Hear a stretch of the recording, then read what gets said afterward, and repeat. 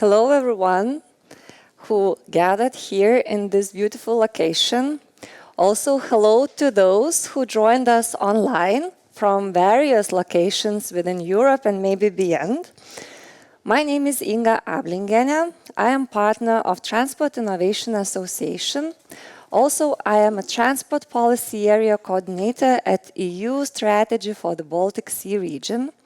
And today, having daily activities related to the reduction of negative impact in transport sector, I am happy to welcome you to GreenLogistics Masterclass.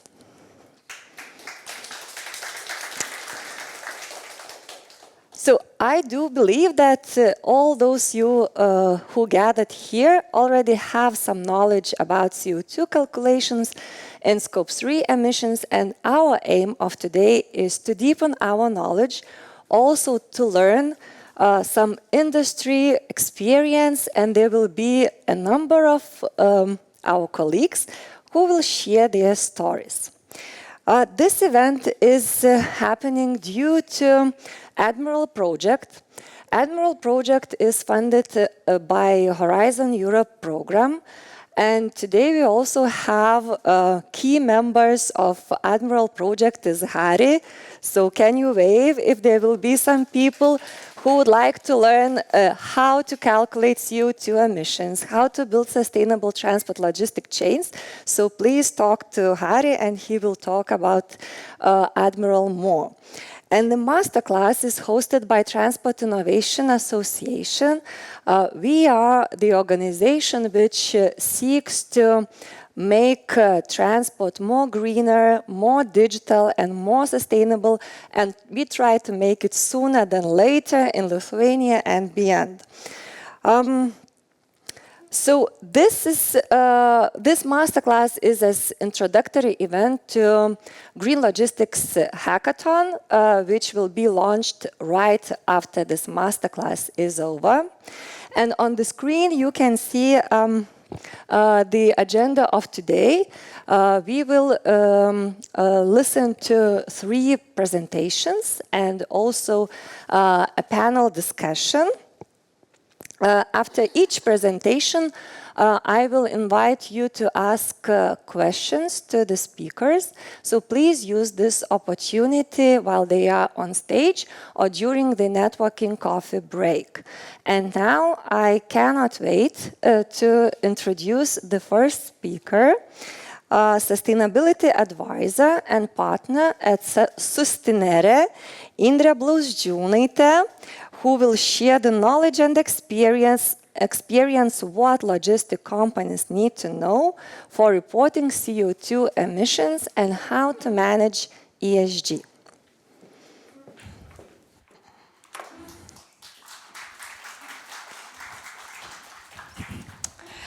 Thank you, Inga.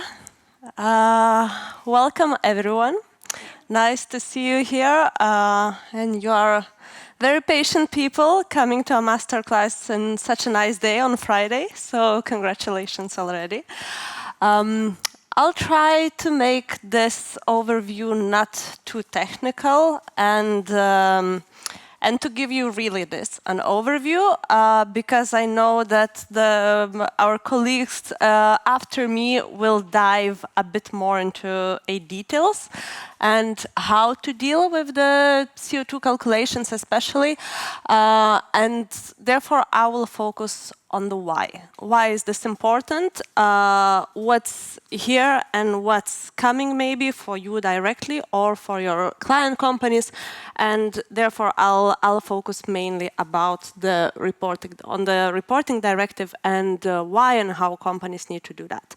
And as Inga mentioned, I'm a partner at Sustinere. That's the largest and one of the first ESG dedicated advisory companies in the Baltics. So we are in Estonia, Latvia and Lithuania for over 6 years now. Today my focus is the CO2 emissions and the regulations that are here already, or the ones that will be applicable to the companies in the very near future. Also the ESG requirements what's here and coming, and then focusing a bit more on the E letter or on the environment and what are the main issues and hacks there. So before stepping into the context of ESG, I'm just curious, out of the audience here, how many, what's the split between the large companies and the smaller companies? How many of you here represent the companies that have over 250 employees? Okay, around a half. Thank you. So yeah, that's interesting and important to know, and in a moment I will mention why. But basically, today we are in the situation where the requirements are there. Probably all of you for a while already know all the buzzwords and keywords of ESG, CO2, CSRD, ESRS, and so on. And I guess no one today would think anymore that that's not for me, that's not applicable to my company, it isn't important to us. It is pretty clear already in the market that ESG requirements or ESG actions will apply to all of us here. And the pressure is there from several angles, and it is only growing. However, sometimes requirements do come before the guidance, and we have several situations where we need to do something already, but we are not super clear how. Also, there is in some areas we are lacking the unified approach or clear frameworks on how to act on those requirements. And therefore, it leaves many companies in the position when it's sort of clear, the kind of the framework of requirements is here, but not the toolkit, not the guidance of how to achieve them. Due to that, we also see lack of the good market examples or the best practice. So even in the events like this, where companies would come to share the experience and the know-how, sometimes this know-how raises more questions than answers.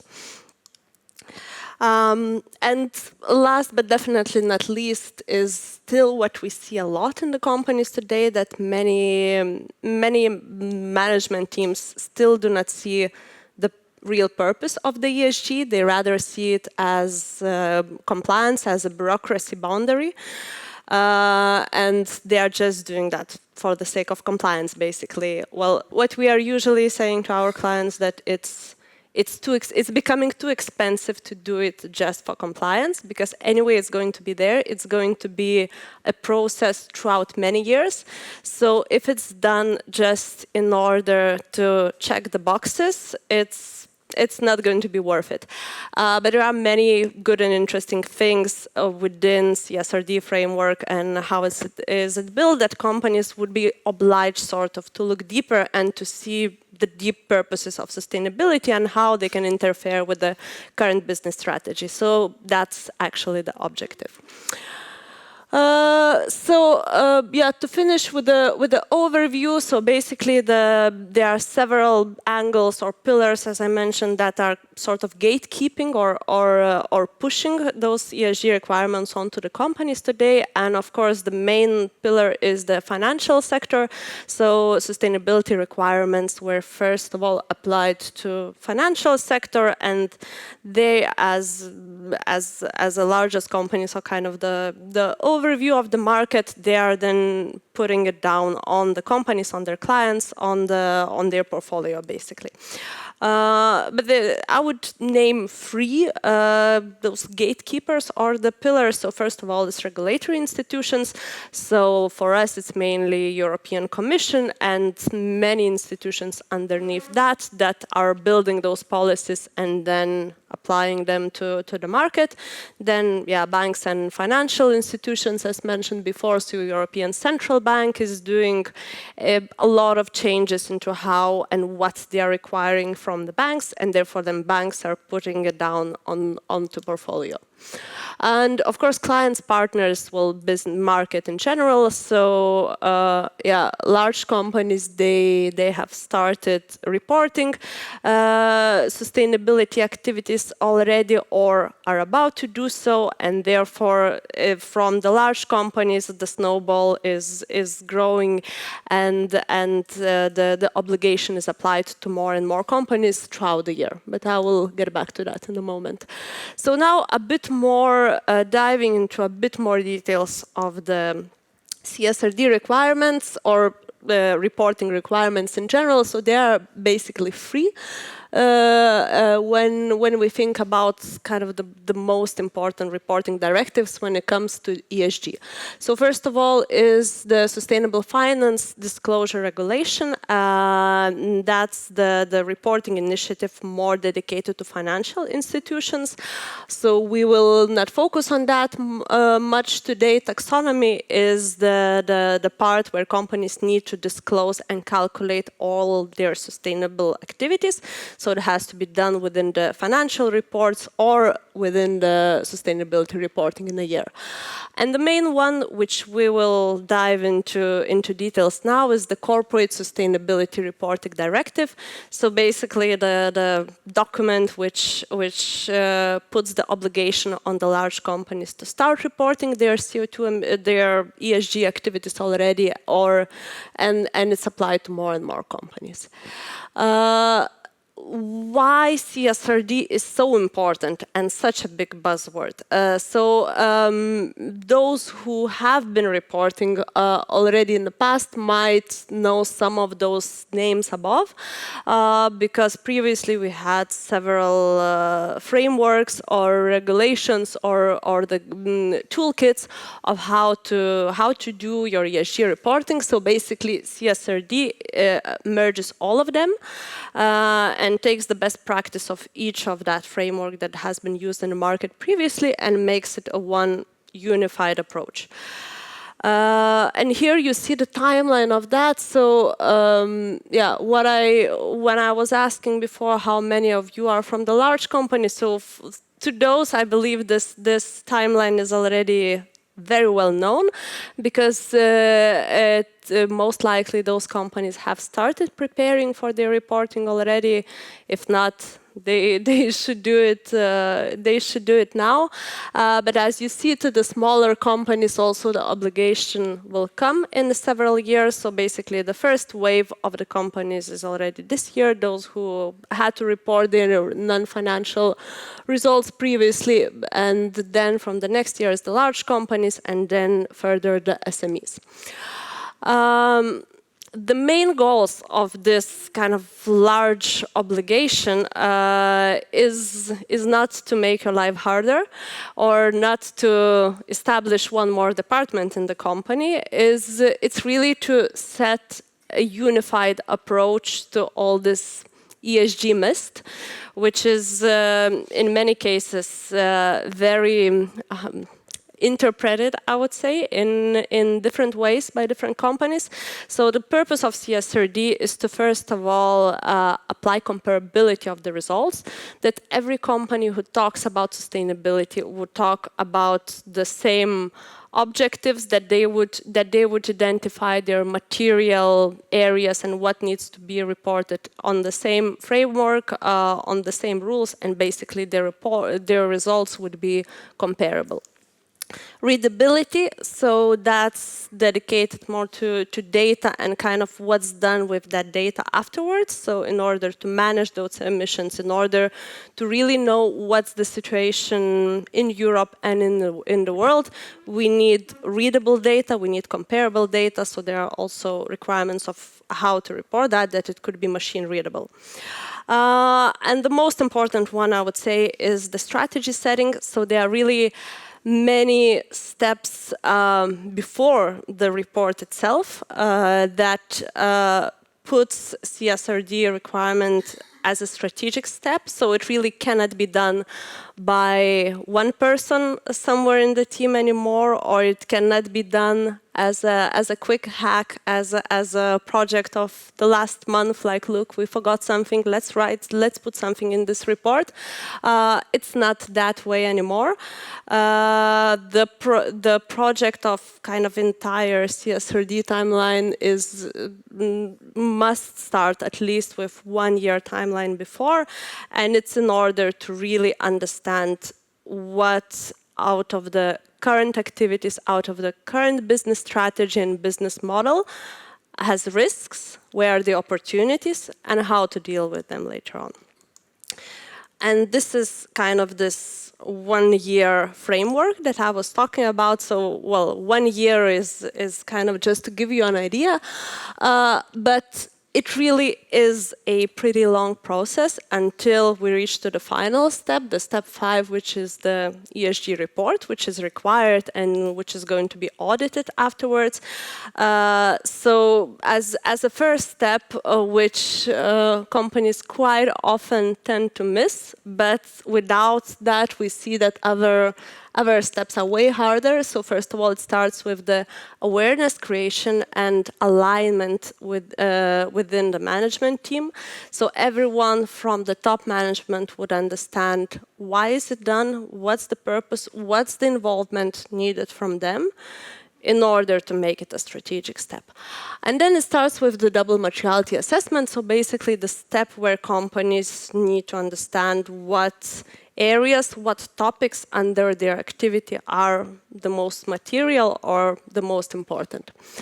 And I won't focus maybe that much on the other steps because it's pretty different for those who have not done ESG reporting before and it's just starting as a first year, and for those who do have something. So basically those who did have reported before, they would have to do some gap assessments and improvements anyway to meet the CSRD requirements, and those who are starting from scratch, they can take all of those steps step by step. Yeah, regardless the position, regardless whether the company was doing something for ESG reporting before or not, it is going to be about the data collection. It is going to be about alignment of different departments, and it's going to be about the process implementation. And just to mention a little more the double materiality assessment, so as mentioned before, this is the first step basically in the ESG journey. And it is very important because it helps or it pressures companies to understand the material topics to them that are applicable to their business from outside, but also inside out. So what is the trace, what is the footprint that they are leaving to the world? So therefore is the double materiality assessment, so to understand the outside in and inside out perspectives.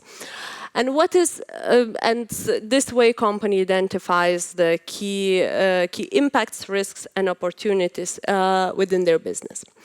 But the most important part of that is that it puts the obligation for companies to address and to understand those risks and opportunities, not only within their own activities, but within the value chain as well.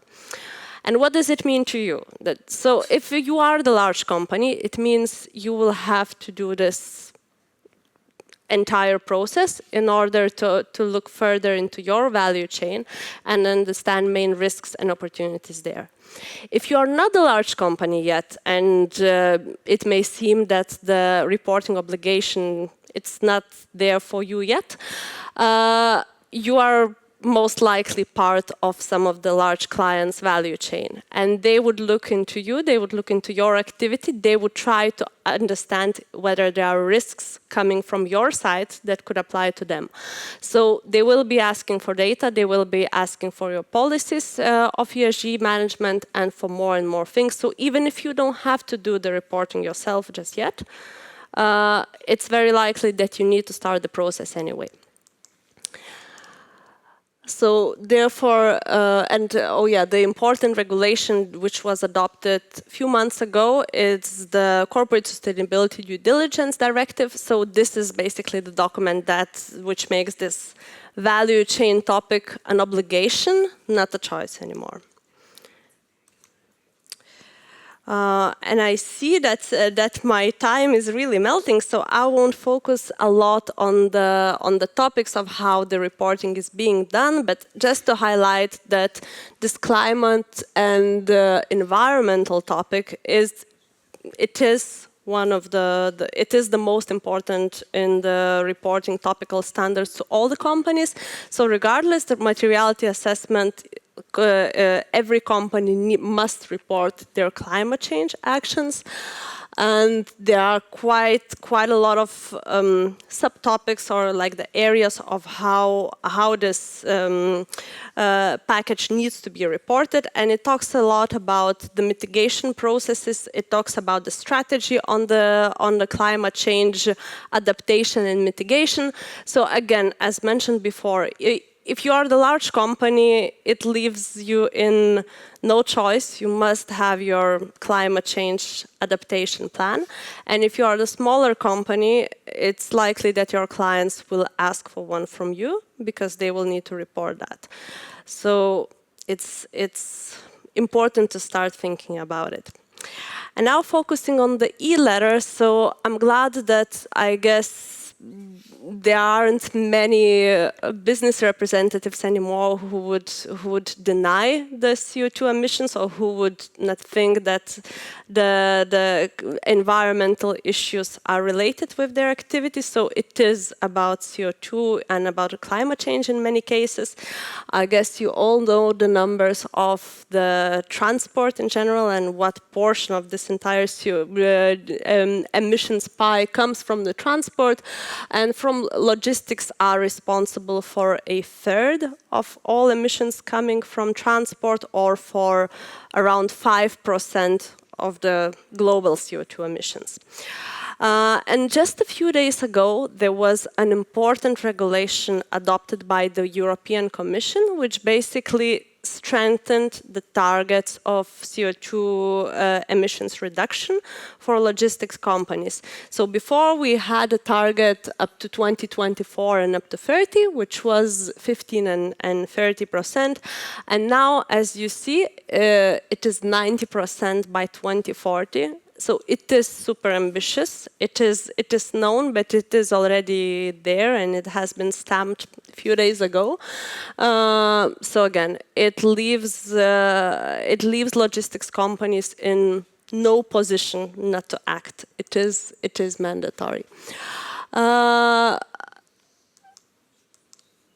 there are several problems to start with that, and I won't go a lot into details because the speaker after me will tell you much more about all the issues and struggles with the CO2 calculations.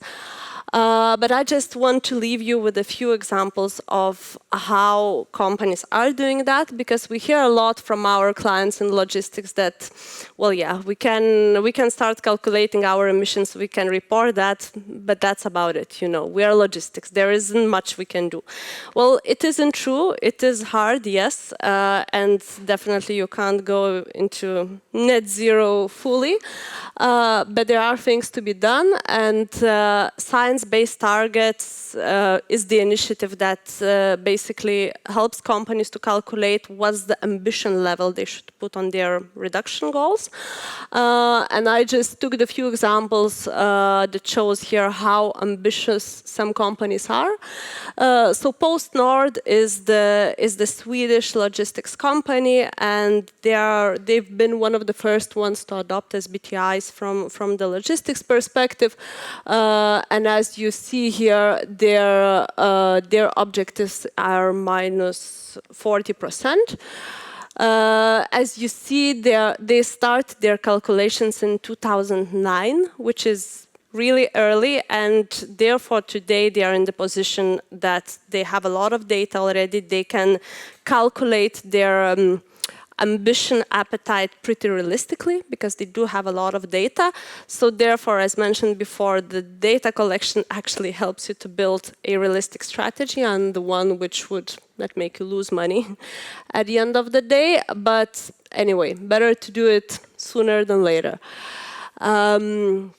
Yeah, here you see the main strategic activities that PostNord is taking. So as you see, it isn't like one or two low-hanging fruits. It really applies to basically every segment, every aspect of their business activity.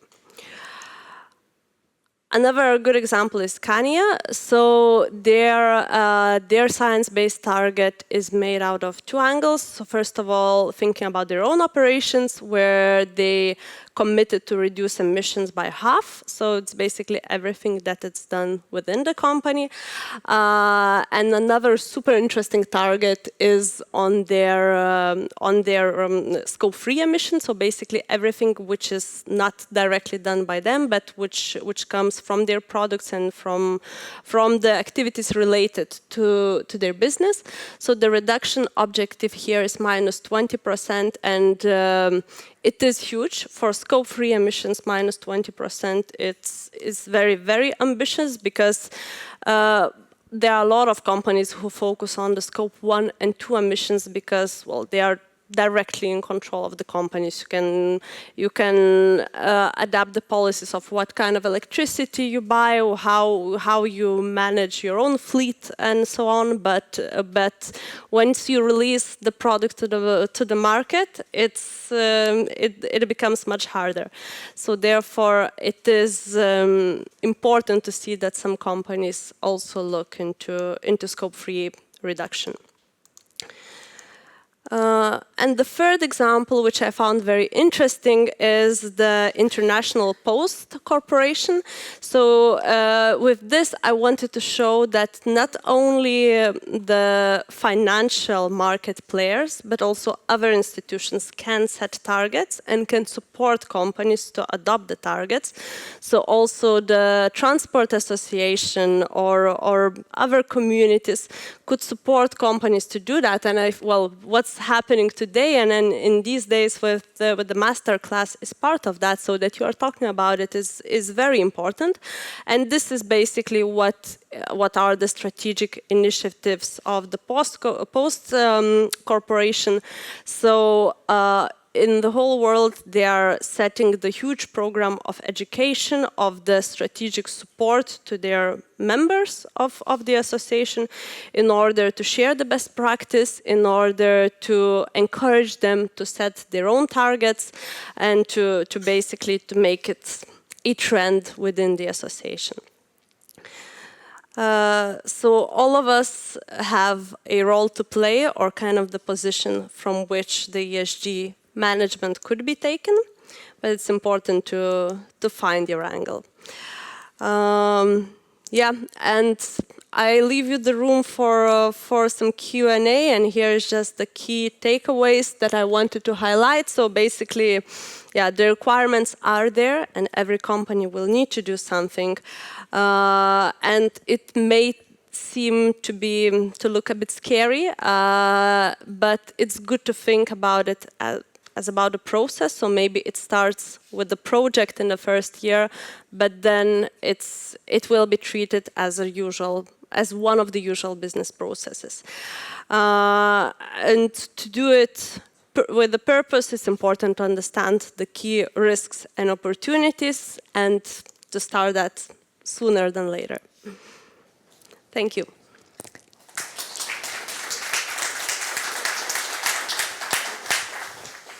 Thank you, Indra, very much. Now we have time for one question. So would there be someone who would like to ask Indra? The largest company. So I have a question, Indra. When you are working with the companies, where do the barriers come from? Is it the mindset? Is it the legal acts, or what is the barriers that you face? Yeah, there are really quite a lot of them, and they are different from company to another, but I'm glad to notice that the mindset shift is already happening. So if in a few years ago it was more about the education that yes, it will be important, yes, you won't be able to avoid that, or yes, your CO2 emissions matter, now we need to do less and less of that. It seems that companies understood that they have a role to play in that. It's more about the process, I would say. Companies know that they will need to do something, but they don't know where to start. They don't know where to start. They don't know how many new people in the team they would need or how to share those responsibilities. So basically implementing the process from scratch. Thank you very much, Indra. Thank you all.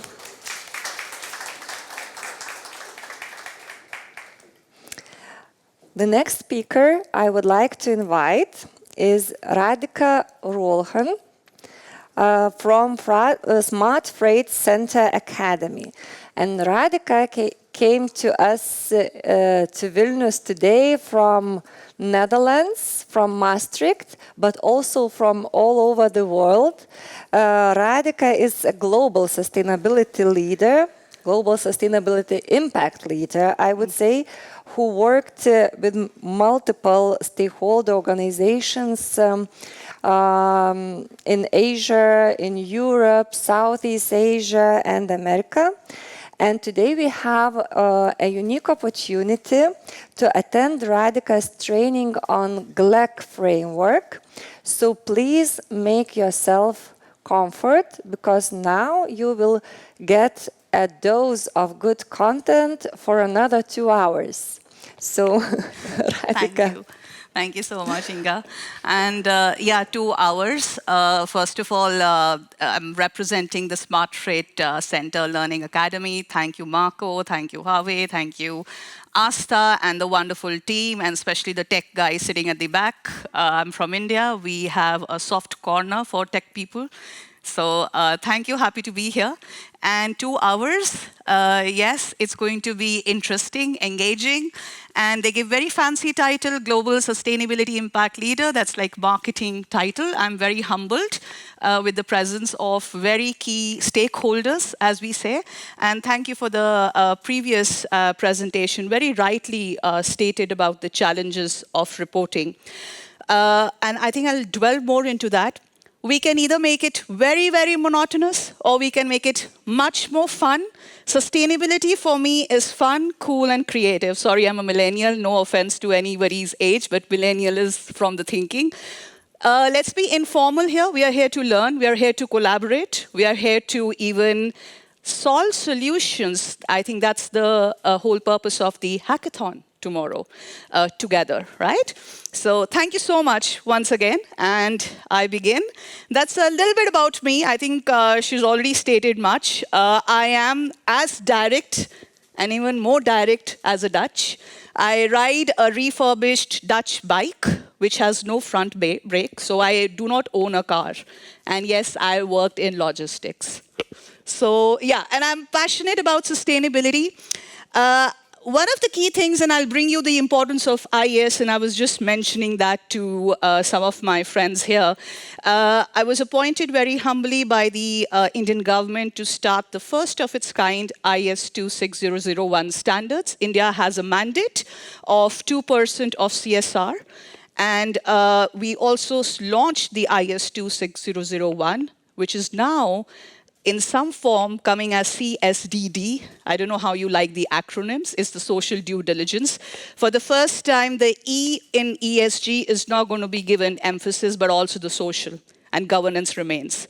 So that's something which you should always keep in mind, that sustainability and corporate social responsibility is conjoining. All this is a part of the overall sustainability framework. It's a systems thinking process. A little bit about myself. So that's where my journey with India began. I was also nominated. I was actually an Atlas Score Fellow. It's a very interesting fellowship program from the United States. They select 17 young change makers across the world. So I like to work with different nationalities. I'm a globetrotter. I love to collaborate with different cultures. And it's also a period of crisis because COVID, my parents with cancer, and they always taught me to, use crisis as an opportunities. Does that stop any challenges, stop us to be opportunistic or resolve into solutions? No, you should always see challenges as a critical thinking or just, refreshing your mindset to develop a new solution that works in sustainability. It's not philosophical. It's the foundation of any sustainability.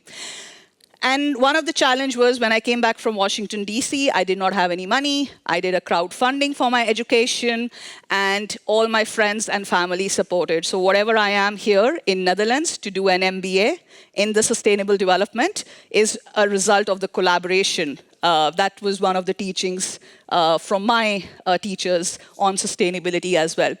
Worked in UPS, also created the Sustainability Index for Philips for their logistics, repair, and refurbished products. And yes, I'm in Netherlands riding my bike, and I'm a Maastrichtier. It's one of the SDG city. It's also a city where the European Union was signed. So that's about me. And I'm sure you all also have those milestones. So bring that. I'm passionate about sustainability. One of the few lucky ones who get to do what they love. Yeah. So now we come to sustainable reporting. I think, why do companies report on sustainability? Can anybody just give a very small answer or anything? Why do you report on sustainability? Anyone? Fantastic. I love it. Man, it's a regulation. I don't care. Why am I just supposed to, do a sustainable reporting? Anybody else? Why do you report? Regulation, regulatory driver. Very rightly stated by the previous speaker. Why do you report? Yeah, interesting. Some kind of data. And why do you need that data? Interesting. To do something better. Does that form your strategy? A decarbonization strategy? Do you agree? Can it? Or we are still very far from it? It's strategy. So it's just strategy on paper. No? Call for action. Okay, so let's see the state of the art today.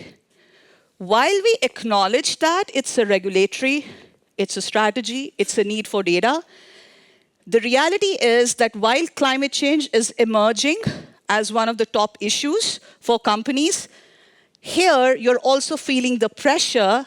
And that is an interesting chart. Please read the Deloitte report. I am not endorsing Deloitte, but this is something very, very interesting. It's not just the government, but you will also see your employees, stakeholders, investors are seeking credible data. What are the actions that you're doing on sustainability? I want to trigger your imagination a bit before going to the end of the cycle, which usually is reporting. So this is happening.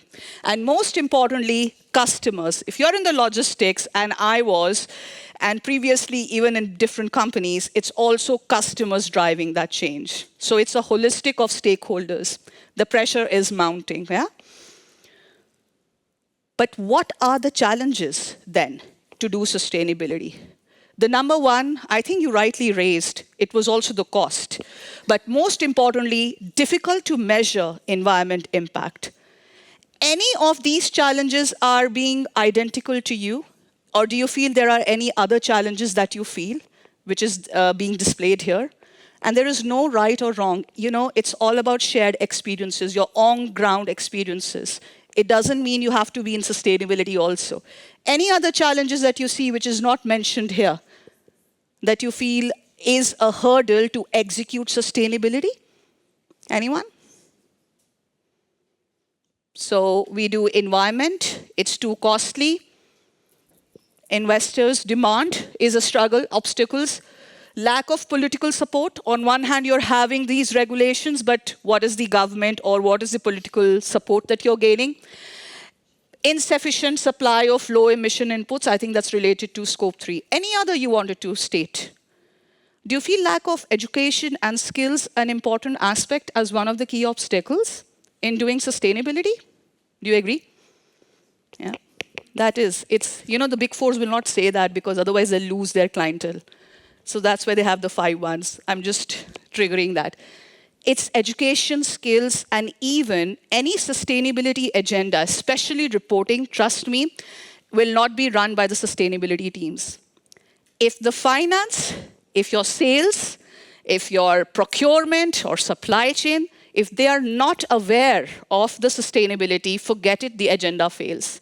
It's not even a business case. And more companies are realizing this.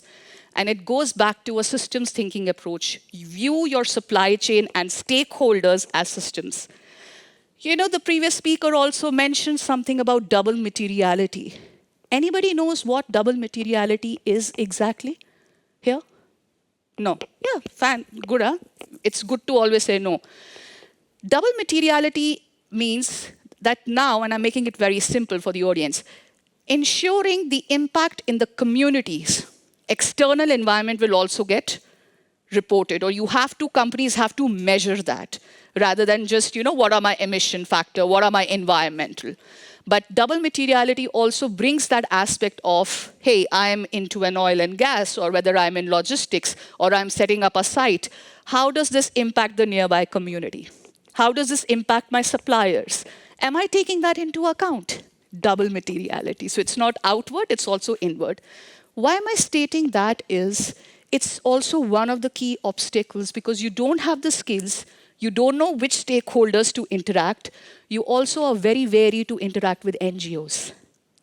And NGOs are a stakeholder, I'm just citing an example. All of this is pivotal to do reporting. We are not just here to, just learn about, hey, teach me a framework, what is the GLEC framework, I'll imply it into my supply chain. Understand the basis. And the previous speaker very rightly set the context for me. She actually did my job, so it's okay. Yeah. So, decoding the why. I usually use the presentation with Simon Sinek's golden circle. Are you aware of the golden circle model? You nodded. Can you tell me what is it? Yeah. So you start with the why. You decode the why first. I just reversed it. What is it? And how would you do it? My entire talk is going to be, or the training is going to be like that. Why? We have just decoded it. What is the GLEC?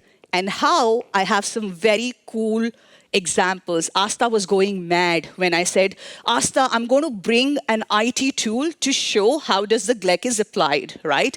And she was going bizarre. She says, I know, but are you teaching GLEC, right? Like, don't go beyond the plan. But in sustainability, the #1 learning I learned was to be agile. Go back to your drawing board, change the presentation last minute. I was giving a hard time to the tech guys and to Rugila, just change it. And one of my colleagues is also coming, who I worked, AI, let's bring some cool AI solutions because everybody wants to see that. Nobody wants to work on Excels. Any idea how many data points are there in CSRD, just out of curiosity? The previous speaker was talking a lot about CSRD, Corporate Sustainable Reporting Directive. Give me a rough number, data points. Close, 1,957. And you're sending these Excels to supply chain people, to your transport. Now that I'm not in transport, I would give it to them. And I say, hey, can you fill that up for me? And they are going bonkers because you don't know, and apologies for my French, like I said, I'm very direct. Everybody is trying to understand where does this data point fit into my strategy. So most importantly, logistics, my friends, is one sector which I feel, and I feel very empathetic also, because not only you will be struggling with the CSRD, the top regulations, which the governments are doing as a company, but you're also getting accounted for your sector-based emissions. Transport, trade lanes, which may not be getting into CSRD, but your customers are asking for it. You want to devise your own strategies, right? You want to see out of my 200 lanes, which are my 100 decarbonized lanes. Some of you may be doing that. The large-scale companies may be doing that, but the others are not. So what I'm trying to say is we are at different scale of maturity, right? So you need to get the foundations correct, especially if you're in the logistics transport sector. On one hand, your customers who are already reporting on the CSRD will be asking you for your data files. And then secondly, you also want to know what is that business case for me internally. It's system strategy. How many of you are sustainability managers in your companies right now? Oh, wow. I am speaking to an audience which is not from sustainability. That's the biggest challenge. Yeah. So only 2, right? So this is what the reality is. And you're not going to, she rightly stated, you're not going to set up new departments, right? You're going to understand what it means business. A critique for sustainability professionals is we have made the discipline very complex. When I was working, the business development and the sales teams used to be scared. They said, we don't want to speak on it. Can you just come and speak to my customer? So what we are trying to do here is simplifying sustainable reporting, right?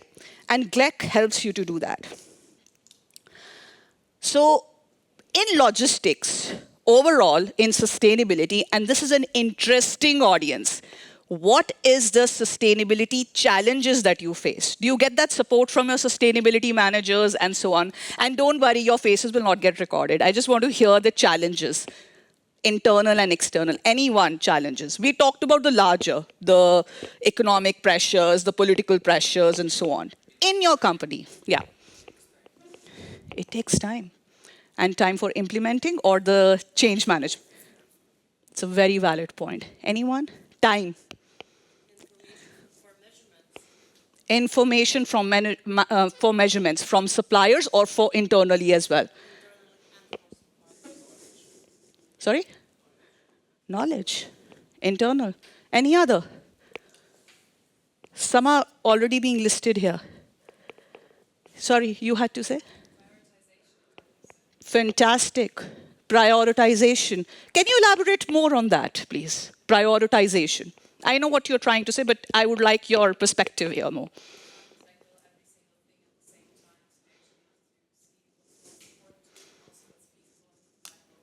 Exactly, as per your current company's maturity level as well.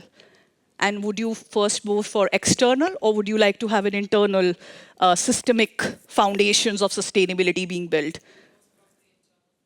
Internal. I'll come to that. Oh, interesting. Yeah, at the end.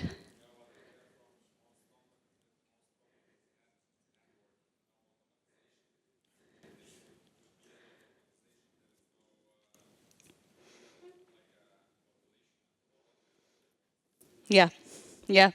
That even if you want to move towards automation, I know what you mean, the digital security, the integration will take time and you have to do so many of checks. So there's an internal bureaucracy also that hampers. Prioritization is also linked to this time aspects and it leads to a lot of frustration to do projects. You don't get information. Do you know all of this is so interlinked? You don't have information. You don't know which framework are you following. I also get the critique that, hey, I think she showed that. So many frameworks, CDP, GRI, IFRS, CSRD, CSDD. I mean, which one should we follow? These are some of the challenges which also becomes, like I showed you my milestone, it also becomes an opportunity to solve them. And let me tell you how it is. It's also the change management. You also become those ambassadors. It's very difficult, trust me. One of my first assignments was to do the Next Gen Sustainability Program. Why? I wanted to just start with the awareness of 1,800 professionals. Just simple awareness. And how I did that was bringing entrepreneurs, not just talking. Sustainability people should not be talking about it. My friends, these are core challenges. But what happens in logistics is, one of the solutions is, and I'm not a sales agent. This is a proper ISO standard. 2 years ago, the Smart Freight Center, I just talked. We just talked about this, yeah. The Smart Freight Center actually is a very interesting, how many of you are aware of Smart Freight Center? Yeah, we're all aware of the Smart Freight Center. And I think one of the most important projects that the Smart Freight Center did was the GLEC. What is GLEC?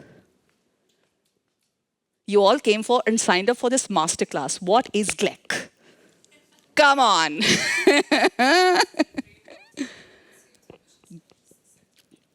I like the definition. What's the full form of GLEC? Global Logistics Emission Council started the whole GLEC framework. It's one of the key. Okay, is eco-transit is being used by your companies as a tool? Eco-transit?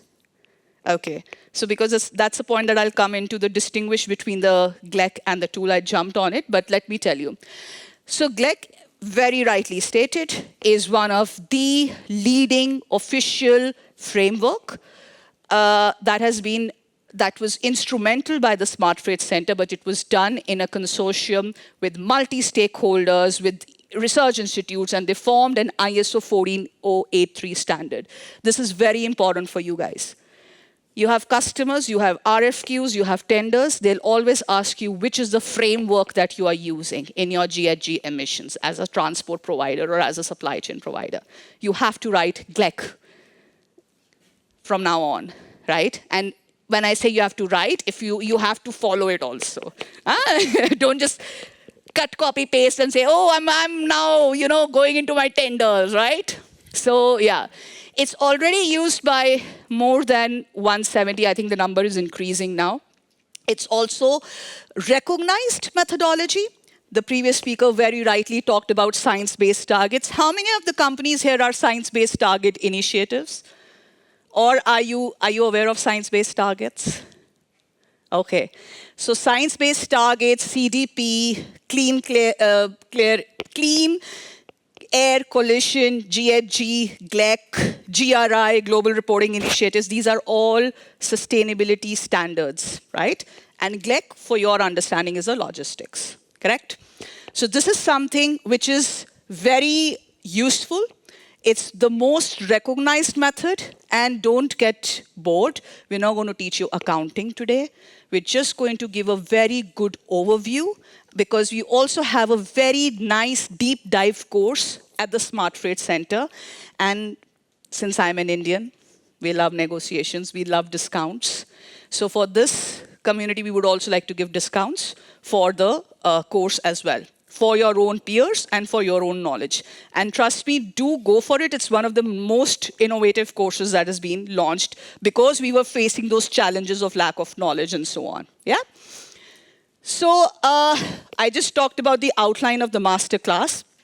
I also have a digital tool presentation. I also see an innovator right now. Massimo is here, so he's live here. He will also show you how you use accounting into your decarbonization of the strategy, right? So most importantly, the GLEC talks about calculation. It also talks about data management. You talked about that. The sources of data, emission factors, in a typical, because of the nature of the audience, typical questions like, is it used for all freights? Is it used for all transport modes? Which are the typologies of fuel? And so on. Before I start, is any one of you aware of GLEC? Are you using it right now? Or you're not aware because you're not from the sustainability team? Yeah, good. If not, go back to the team, say, hey, I had this class, I got the knowledge, are you using GLEC? So one of the second rules I want to tell you is always question, always be critical, because then only you'll have that collaborative mindset. One of the key things after the knowledge sharing sessions that I did, my salespeople, that's what I'm saying, till now they are mine, even operations people, a person from a logistics sites from East Europe is messaging me, mailing me as a sustainability professional, hey, I went to this class, I heard about this technology. Are you aware of it? Is our company using this? Start to question and know about sustainability. It's not going to be run by sustainability departments. In my current company, it's done by finance. And trust me, my friend, getting technology in a sector, any sector here is very, very difficult. So you need to get your basics correct. So coming back to it, this is the overall framework. So it teaches a whole method on calculation of emissions, collation of data, emission factors, But also, how are you using those emission results, right? That's what we talked about. What do you do with that data? Is it just a reporting to your customers, or can you make it into a form of strategy? Most importantly, can you also use carbon tools, right? Because people get scared, it's too complex. So you also have accredited partners to do that. Let me give you, and this is a little, bear with me, this is a little comprehensive. So the ISO 14083 has these requirements. So if you are a logistic company, or if you're a company seeking data from your transport suppliers, these are the reporting requirements. It's very essential to report on ISO, we discussed, because those are key questions. I'm relating it to the practical requirements on your tenders, on your RFQs. And let me tell you very honestly, I was out for some of the businesses if I don't have a sustainability requirement filled. And it was coming for certain sectors. Emission intensity, but also which end-to-end transport hub operations. These are very, very, and reference to the location. So certain indicators which are required, I know it's not easy to see, certain indicators which are required have to be reported by you as a company. And this is also how it is reported under the ISO, because it's now a standard. So if you're adopting the standard, if you want to be GLEC certified and so on, this is how the requirement of the standards are. ISO standards, as we all know, are management system standards. Some aspects of it will always be required. So these are basic that you have to do. Most importantly, these are all the transport modes that are being covered. So it includes air, pipelines, rails, roads, sea, but also the accredited partners, which are like your tools, also help you with intermodal, right? Intermodal scenarios and so on. How many of us here are from road freight? Okay. Ocean? Most on ocean. Ocean prices are also very high, so it's better you don't raise your hands. Air? Air is everyone? Air freight? Maximum on air freight? Business on air freight? All together, like complete supply. I mean, just understanding, complete. So you name it, the industry, the transport modes, it's all here. So it's something which was a very, very a big challenge for companies, and they all came together and they also started to develop these methodologies catering to every industry type. So that was very essential. And also this is very critical. It was across the region. So it doesn't mean, this is one thing which I really want, this is a question I get, hey, is it just applicable for Europe? No. It's across. And I also encourage you to go to the Smart Freight Center. Of course, please get in touch with me if you want to have more details on the reporting or if you want to get trained. But don't think this is just, it cannot be also because of the nature of your business, just only Europe standard. So it is overall. So I just wanted to share that with you. It's an international standard. Like I said, it is covering all end-to-end and it is covering all the transport hubs. Most importantly, the GHG carries the transport activities, hub activities, GHG emissions, the energy emissions across the transport activities constituting the supply chains. But most importantly, it has a provision that if you have so many logistic sites, so that's another question that we get, hey, is it just covering your transport freight emissions, or I have a connectivity with my logistic site, will it be able to see or help me calculate the emissions of my logistic sites? It is doing that also now. So if I have to say emissions of a logistic site would be, can anyone explain it to me? When I say logistic emissions, site emissions, you're sitting in this room. It's not only about the transportation, but about the surrounding of all of this. Exactly. Let me turn the question. I say 30% of my logistic centers have renewable energy. How would I calculate that? Do I have a framework? It's this. You want to establish into your sustainable report or to tell your customer, hey, we have a fantastic green site. We would like you to give us business. And he'll ask you, okay, how do you establish it's green? You have a framework. Even for the freight, right? So remember, even if you are not in the sustainability teams, even if you want to talk to your customers or also inside how you want to measure, you have the framework. So it is a totality of all the emissions. Whale to tank. So how emissions are usually calculated, right? One is well to tank. We all understand well to tank. It's easier. It's simple science. Can you explain it to me, well to tank, for someone?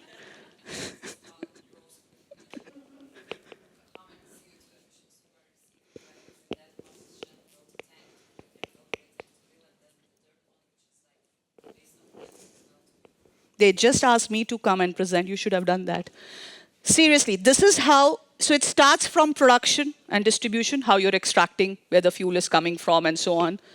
Fuel combustion, when the fuel is burning. I'm just explaining it to some people who are who still want to understand. And we're all learners here. And then overall, well to wheel, right? So the emissions across this entire are then measured in terms of when you're hearing from electric vehicle, biofuel, fossil fuel. So well to tank will be covered by fossil fuels and tank to wheel. Biofuel, you will only cover mostly from this aspect. You know biofuels, by the way? Of course. Which are the biofuels? Where do we put the biofuel? Give me a biofuel. Grapeseed? Grapeseed. Rapeseed. Sunflower. Okay. And where do you do it? Which transport would you put it? Biofuel? Thank you. No, I'm telling you. I had, and I know my colleague will smile, I still had people who didn't know about biofuels. They were saying, which petrol station can I extract it from? So please, that's the reason we are all learning here, and that's why I wanted to really emphasize that. Sustainable aviation fuel, right? And you'd also talked about the road freight, and we are not going into details. The technological pathways of the biofuels are changing. It starts from feedstocks, agricultural waste, and it's coming from different methodologies. I've not put hydrogen and other aspects and how it's going, but this is just to give you a flavor. What's the connectivity between whale to wheel and so on? Why these terms are important? These are daily terms that you're going to be asked when you're reporting, daily. So you should know in what context, if you're a road freight with maximum business, most of you are saying, if you're running on biofuel, can you calculate your emission? The framework is there. So we developed that framework to give that measurement, right? What is scope 1? Don't look at the slide. Who can talk about the difference between scope 1 and scope 3? Is scope 3 easy to calculate? Yes? What is scope 1 emission? Anyone? Are you aware of the scope emissions? Okay. So you're aware of scope emissions. Asta is nodding. Asta, you want to give it a shot? What is scope 2? Nobody's right or wrong, just like that. Let's talk. What is scope 1? Don't look at the slide, look at me. Come on, I'll flip the slide. Tell me, what is scope 1? Or tell them, yeah.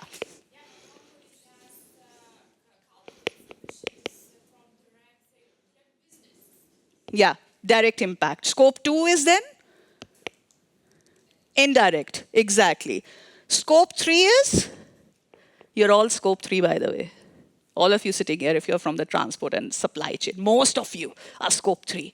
The emission which is making everybody crazy. We cannot calculate scope 3. No, you can calculate scope 3. That's why you have a framework for such as GLEC.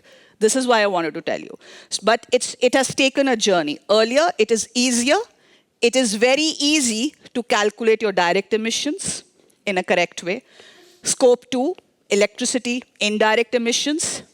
Supply chain emissions was a biggest challenge when we were talking about challenges. Remember that.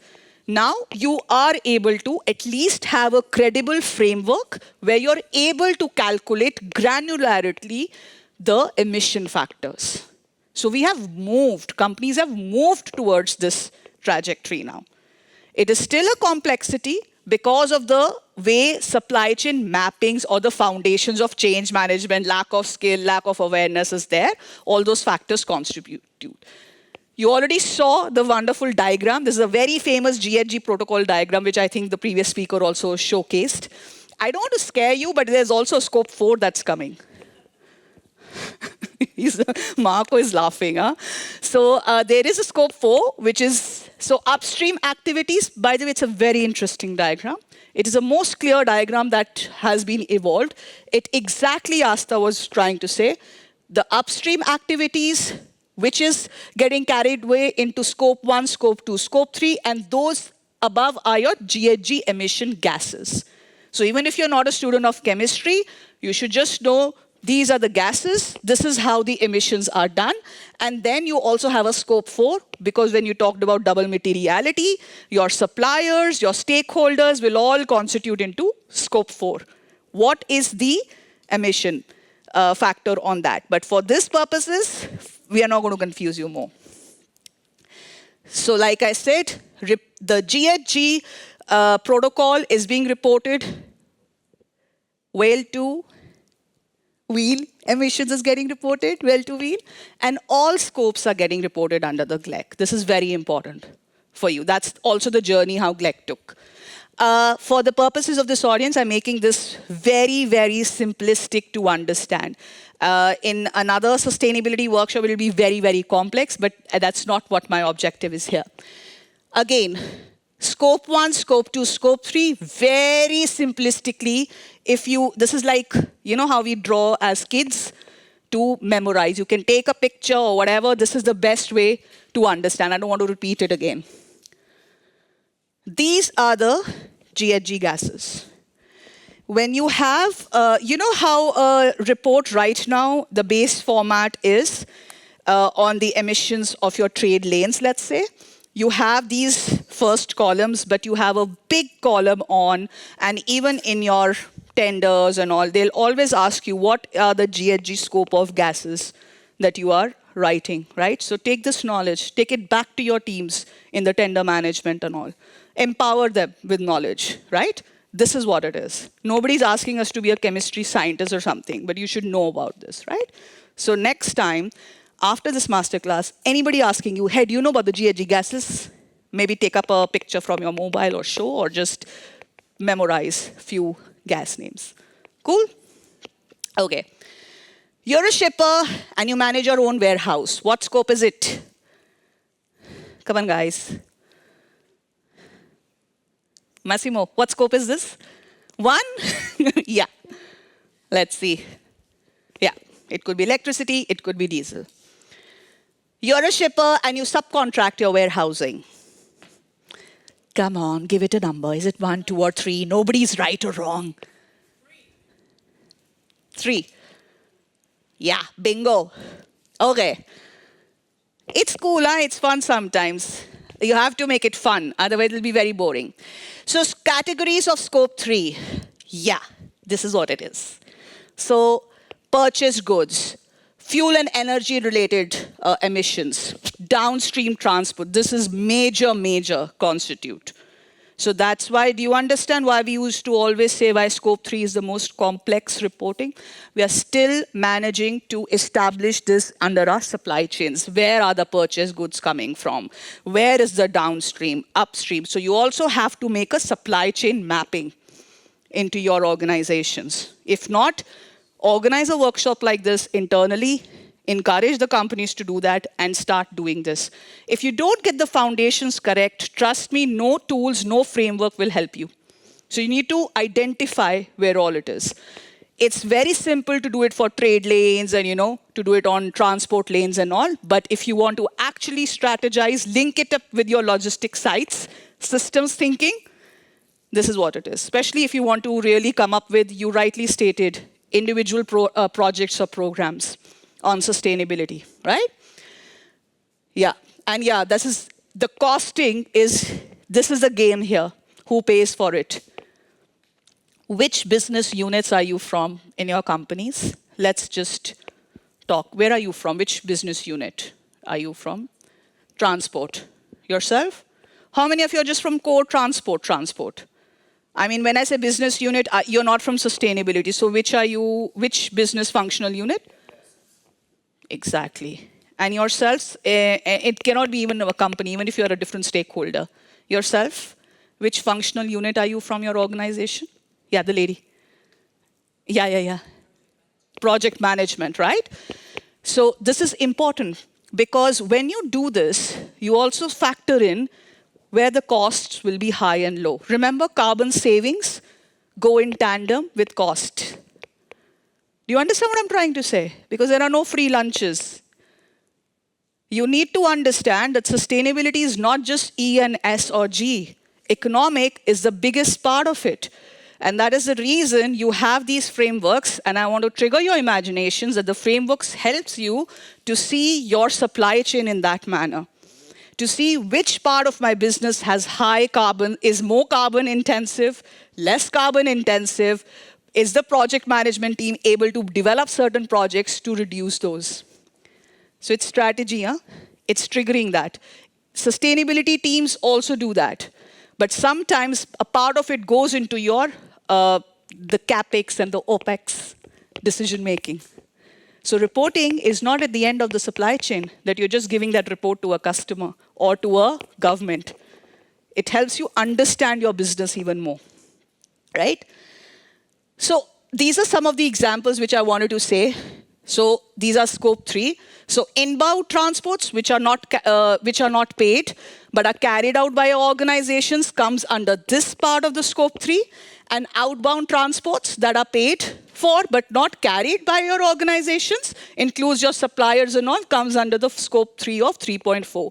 What this is trying to say is that the scope 3 cannot be just seen as a scope itself. It's bifurcated also in a detailed manner in GLEC. That's why you get very granular reporting as well.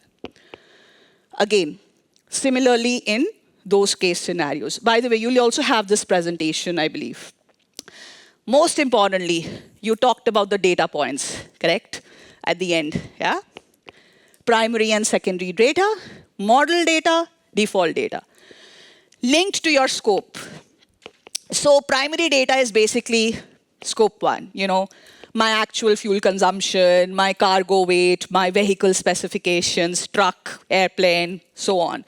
Very simple, total annual emissions. How are you having these direct aggregated figures? Model data is when you combine your existing shipment data, if you're a transport manager, you give it to a third-party tool provider, or you give it to that person sitting there. He's a tool provider, and you say, hey, this is my overall shipment data. Can you help me calculate my overall emissions, right? That's a most simplistic. That's your model data. Default data is, you can also use it internally. How many of you are aware if you have your own internal tools in the company? Anyone? So companies also have their own internal mechanisms, right? Leading companies have that, which is as per the GLEC. So you also do it as per your default data values, and you keep building on those tools. So these are the data categories and qualities. It is also very essential to go to the SFC accredited partners site. They are authenticated because they use the GLEC framework. And if you would like to see how they are processing with their respective tools. Yeah? So if you use an emission intensity factor, what is CO2e? CO2e is what? Yeah, exactly. Can you just tell them how is it different from CO2? Just very broadly. Exactly. Those fantastic GHG emission gases that I shared, that's how you measure the CO2e equivalent. This is always the measuring framework, remember that.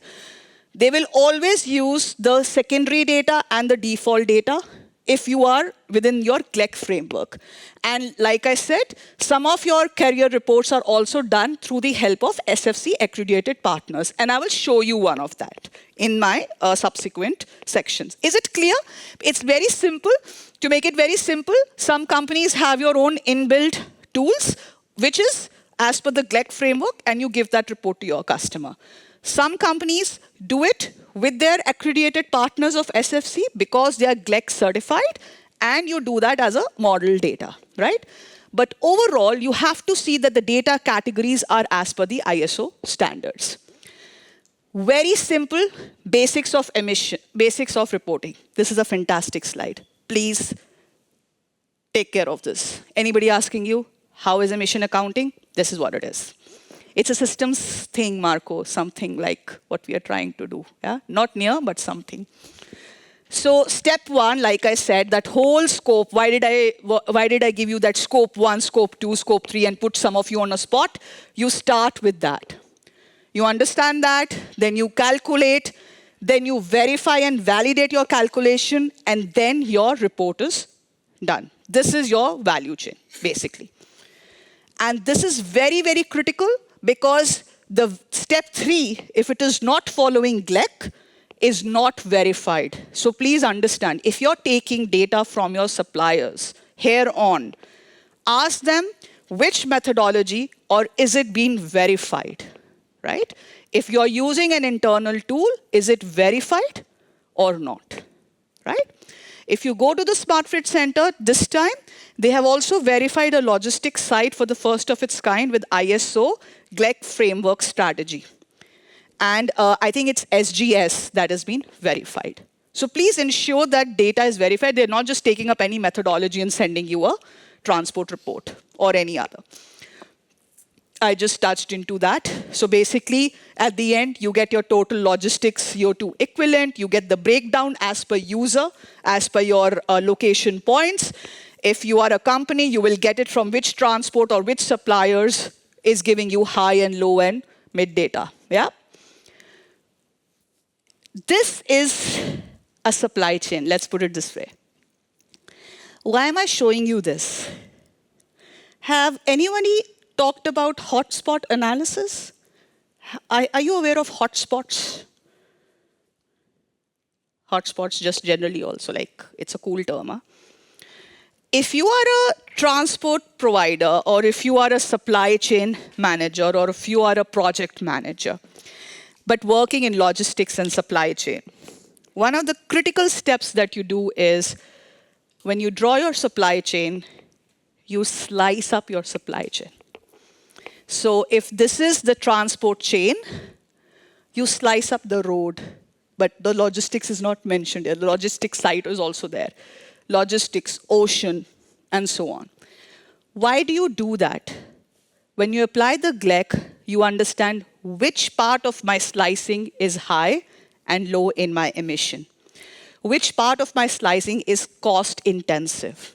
And then, if you're a project manager, what are the projects that I can link up with these slices to reduce my emissions further and also add cost to it?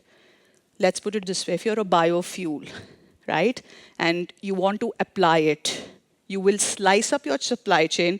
You will identify out of your 10 lanes, which are my already 3 decarbonized lanes through the GLEC, right? Because it will come through the emission factors, the distance, which vehicle you are using. And then imagine if I'm running a biofuel on it. Won't it give me even more reductions? That's how the strategy has to be. So it's not complex. So when you slice up, hotspots are, you identify frameworks or tools help you in your overall supply chain, which are the high, mid, and low emission factors. And it gives you that results. And it's very, very known. And if you do it systematically, this is where a strategy is formed internally also for a company. So earlier, when we were talking about giving a report or taking a report from your suppliers, how your teams can sit together and also visualize your own supply chain, correct? This is what it is. So similarly, direct emissions, electricity emissions, Scope 3 emissions are all comprehensive collectively across regions. You can also see why this chart is important is liters. The whole unit measurement is also taken up, and it's also taken up into ton kilometers. Basic questions. These are basic questions that are also asked. Which are the unit measurements? Can you convert it? So it takes into account all the unit measurements across all the scopes, right? So let's put it this way as an example. If you're in Hamburg and Amsterdam lane, this is your total consumption. This is what your transport lane would look like in a generic thing. And then when you see, because it's my direct lane, it's running on a diesel, it's giving a hypothetical number. This is, at the end, is what you will get for this particular lane. And imagine if you're running onto hundreds, how would you get that figure? That's how granular. So it's a methodology. Again, in scope 3, you will also see which vehicle, but here it's very important to even measure how the primary, and I've done it default means because I've taken the example of my accredited partner to do that. So this is the basics of reporting, basically. Breaking down as per users, total logistics CO2 emission factors, intensity, which I just showed you. All of them are completely calculated from the hub, but also from the transport factor as well. Key metrics are also used. I don't want to get into this. I just talked about it. Tons, kilometers. These are the distance. Great circle difference is distances as the crow flies. That's how you measure your distance. Distance adjustment factor is also very critical, especially in road. When you do not know a particular distance, then you take an average. And there are examples on it. And that's why GLEC is also very important. It gives you a very, very systemized average. That, OK, if you do not have a particular, or you're able to not measure or get those data points, you take a DAF. Short feasible distance is already there. So this is how it looks like. Very simple. Actual distance, which we just know. Short feasible distance helps you planning your routes and so on. But great circle distance is very, very common as the crow flies principle, as the crow flies this much kilometers. All of this is taken into account into the GLEC framework. But most importantly, what I wanted to share is this one, the DAF. The clean cargo in the context of ocean is also one of the key frameworks which is being used for ocean carriers and also has a GLEC framework standard. And you can apply the port to port with an average of 15%. So emission intensities are calculated according to the distance adjustment factors specific to sea, because you also get a lot of context on the sea trade lanes. And this is the overall calculation that is being done. So even if you want to contest someone, you can use this calculation to do so.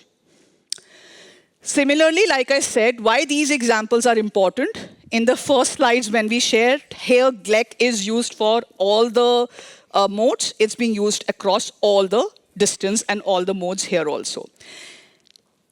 So this is a little bit intensive because you just wanted to see how the granularity of GLEC framework is. So sorry, you had to bear with me for these particular sections because you're not accounting people. But this is very helpful because you should know the range, the details, and what to ask also from your suppliers. So it is very detailed out, yeah? I wanted to rush into it. I talked about the hotspots, a typical hotspot that is sliced up. So something like this. So if I slice this up, and if I want to give some combinations of my intermodal or connecting my logistics site and want to do some green projects and want to account the green projects emissions and see the real stuff, it's done here. Little complex. Each one of you have to do your own supply chain mapping. Have you ever done a supply chain mapping in your company? Yeah, start doing that. From where it goes, pick up like your top 5. Do you even know your top 5 trade lanes in your company? From here on, you will ask these questions. This is what the flavor was. Go back, you should know. Because you cannot start anything. It's not just a compliance activity. It's also a business activity. This is the version 3.0. I will not go into too many details here. I would just like to share with you that a version 3.0, so whatever I showed you as a calculation step, a new version 3.0 is out. You can see the similar steps are here. It's downloadable. So please go ahead, calculate, do a trade lane, pick up a trade lane of your choice and start, or take a help of a digital tool. But the version 3.0 is there. And I talked about the multi-activity into emission intensity. That's also very, very much covered into it. Links between your hubs, links between your overall supply chains, which is the TCE, calculate as per the weight, distance, granularity. All of this is applicable. So you will see this is linked to the granularity of the approach. It's a bottoms-up approach. It's not from top to down. I don't want to get into this, but the most interesting questions that we get is this. Ethanol, you will get your activity. Jet kerosene, you will have it here. So these are standards. Have you ever done life cycle assessments? Do you know life cycle assessments? Okay. Life cycle assessment is, what is this? Watch a laptop. I want to take a carbon footprint of my laptop or my report. I will take all the life cycle assessment, material, intensity, battery, granular. Standards are there. It's called Eco-Invent and many others, which is different. These are the standards. You don't have to worry about it, but this is what the life cycle is. Similarly, for transport, if you're running on biofuel, if you're running on ethanol, if you're running on road on electricity, which standards? All hydrogen, HVO, typical. It's all the density, the GHG emissions, all are reflected there. You can see, and this will also change, my friends, going further.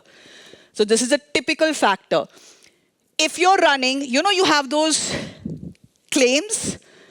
This is running on 90% diesel, biodiesel, or this is running on 89% of HVO. Every emission factor is embedded. So you can cross-check. This is the work that GLEC and Smart Freight Center did. So now companies have this framework. So for you, the end product looks like, oh my God, she's showing such ugly Excel. She promised the class was going to be like total AI-based cool. What is this? But this is letting you know all the mechanisms are there, right? And when we do detailed workshops, we also help people to get into these regular mechanisms. Can anybody tell me why these percentages are important today? It's a very important directive that has been released by the European Union. Do you know this?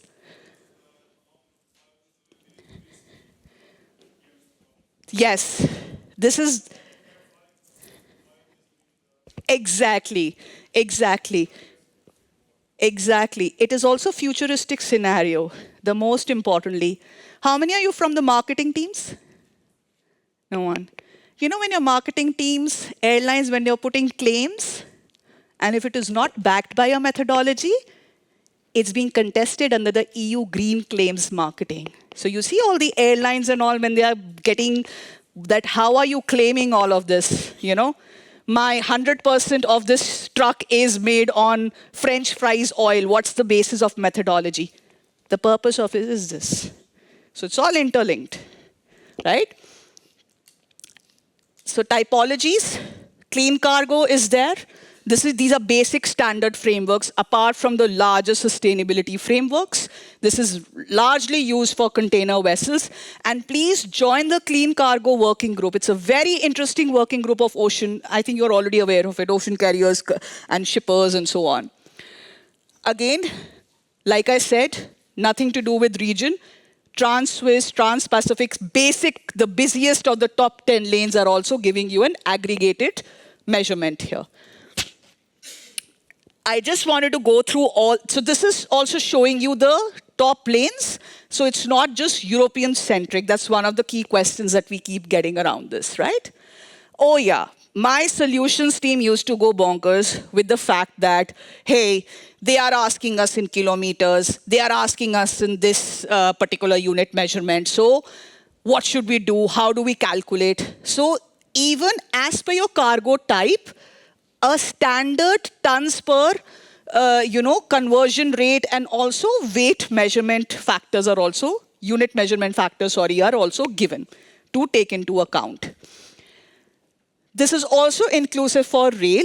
And why I mentioned eco-transit, because that is one of the most important and the most foundational tool that used the GLEC framework.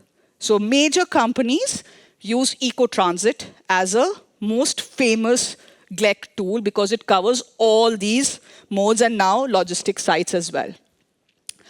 This is something I'm giving you an overarching view, the different modes under the rail. So I know this is there, nobody's here from the rail sector, so it's not applicable. Air freight, again, the type of measures and intensity factors, short transit, long transit, and so on. I'm just giving you the flavor that a lot of us ask these questions. Hey, maybe it's just more for the air freight, or it does not take into account rail, or it does not take into account the biofuels. I just wanted to let you know that it does. So if you are a GLEC framework certified or an accredited partner, or you're working with them, please feel reassured. All these factors and intensities are there. So don't get next time nervous when your customer or your internal people or everybody's asking or guidance to your own sustainability teams. This is very interesting. The logistics sites, it's the biggest challenge which we are facing right now. How do you calculate logistics sites? Many calculations are taking place within companies, but GLEC gives you that standardized framework, that if you follow this ISO standard, this is how your methodology has to be accredited. Okay, double counting is the biggest thing that we are facing. I don't want to get into double counting so much because of the this thing, but it's more or less that if you have, I'm making it very simple, how do I explain this? It's a very interesting video if you can see what double counting is. Do you know what double counting is? Do you know the principle of mass balancing? Okay, do go. You like chocolates? Of course you like chocolates. Yeah, so there's a very interesting video by the Responsible Chocolate Cocoa. Just YouTube it, and they show you the principle of double counting, that how do you distinguish between responsible chocolate and versus, cocoa produced from non-responsible sources. So when all the chocolates are coming in one container, how do you distinguish it? And it doesn't get clubbed into one. Similarly with fuel and with your own, if you're working with your own carriers, how would you ensure? Many questions are coming, no, just give me the account of mine. Don't give me the account, don't double count it again and again, right? It's a struggle, but this is how you are able to also, when you do that profiling and when you do that slicing, it's also getting mitigated. I am, for the purposes of this class, not entering the biofuel SAF discussion because that's for another one, but that's the biggest challenge of double counting being faced. So SFC accreditation is very critical. By the way, this is the accreditation that I was talking about. This is the ISO standard. So if you're following that, you get ISO certified. You also asked me that question.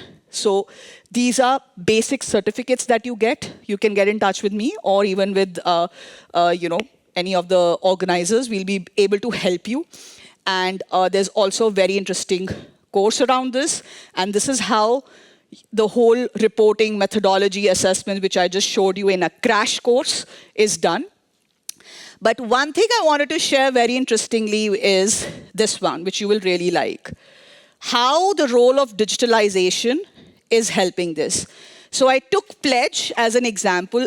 This is a SFC accredited partner, so please, I'm not promoting any tool. The massive, how you want to make the data and emissions simplistic is with the help of tools such as Pledge. And you can see there's a route here, and you can see how they are working with forwarders and shippers to reduce. I'm just skipping their slides. Yeah. So they have a very fantastic dashboard. And it's done within a minute. So I don't know if the slide will play here, but this is how an overall you will get. Now you can take a breath that it's not about Excels and it's not all those fancy calculations. It's really important because it gives you that well to tank, tank to wheel, others, the framework that I showed you. It shows you the route, which type is being used, what is the region, what is the accuracy, but what are the kind of data inputs that you are giving to the tool is also accurate. So I hope it plays. Yeah. So if you have a simple Excel, you choose upload. So you're a transport person and you have given that Excel to Pledge. This is how it works. So you have a file type, you upload the file, and I think it takes seconds to get them. And this is accredited. This is by the SFC accreditation. They also showcased in the recent COP. And then you have your own. So after when you've uploaded the file and all, this is how your emissions work. You get your reports. You have the GLEC. You see if you want it, which time range. What is the supply chain coverage? You want 93%. This is how your reporting is shown, and you can easily download it as per your requirement. And it's very simple, and this is exactly what I was trying to say.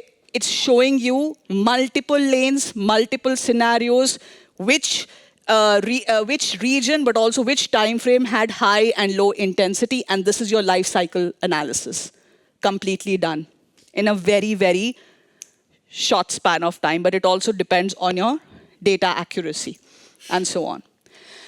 I also wanted to, so this is what the upstream and downstream activities of GLEC is being used when you do it with a third party. I also wanted to trigger your imagination very quickly and very short because I know it's too much of information. You can contact David, by the way, if you want to have a trial version. Please do so. It's very interesting. We've used this as a case study as well, right? So just wanted to give you that flavor and very quickly, and it's done under 2. I also wanted to trigger your imagination on AI. We talked a lot about transport, right? But we also wanted to see here that how if you link up your logistics sites, while you're using a reporting framework, how you can also bring innovations together, right? And if Massimo is here, is he here? Okay, I just saw him. What I wanted to use here is to give you a flavor. So this is, if you have already got from the GLEC your high and lowest lanes of carbon emissions, which lanes can you actually connect to your logistics sites? And it's one of the most interesting work that you can see with an innovator, that you implement an AI-based technology, whether it's for air, ocean, road, on your packaging. So you might say, hey, this whole masterclass is about GLEC framework transport, but you should also see from a strategic point of view, when you get the low and the high and the emissions of your supply chains, then what do you do with your logistics sites? Is reporting and also just converting the entire logistics sites on renewable energy and just calculating the emission will bring you more savings from carbon and cost perspective. But also, can you add AI-based tools like the one I showed you for Pledge, aggregating your data, faster, less costly, less time consuming, giving you cool knowledge, right? And you're already applying the methodology. But you also then have that creativity to use these AI-based platform.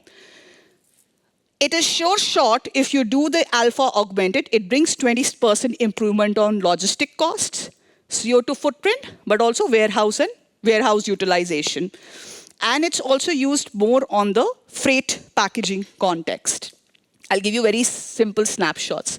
So you already have a containers, you already have a freight movement, and through the Alpha SaaS platform, it gives you on your particular lanes and your particular packaging various combinations, and it's done in nanoseconds, by the way. So time is of a critical factor. So situation 1, when you are moving 2 shipments, the first shipment is before. You can see the number of pallet space. So it's on pallets, right?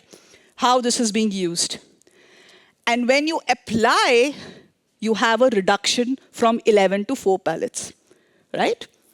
And imagine I'm doing this on a lane which is already through the GLEC giving me a reduction on my carbon. So I want to experiment certain products of sustainability around that.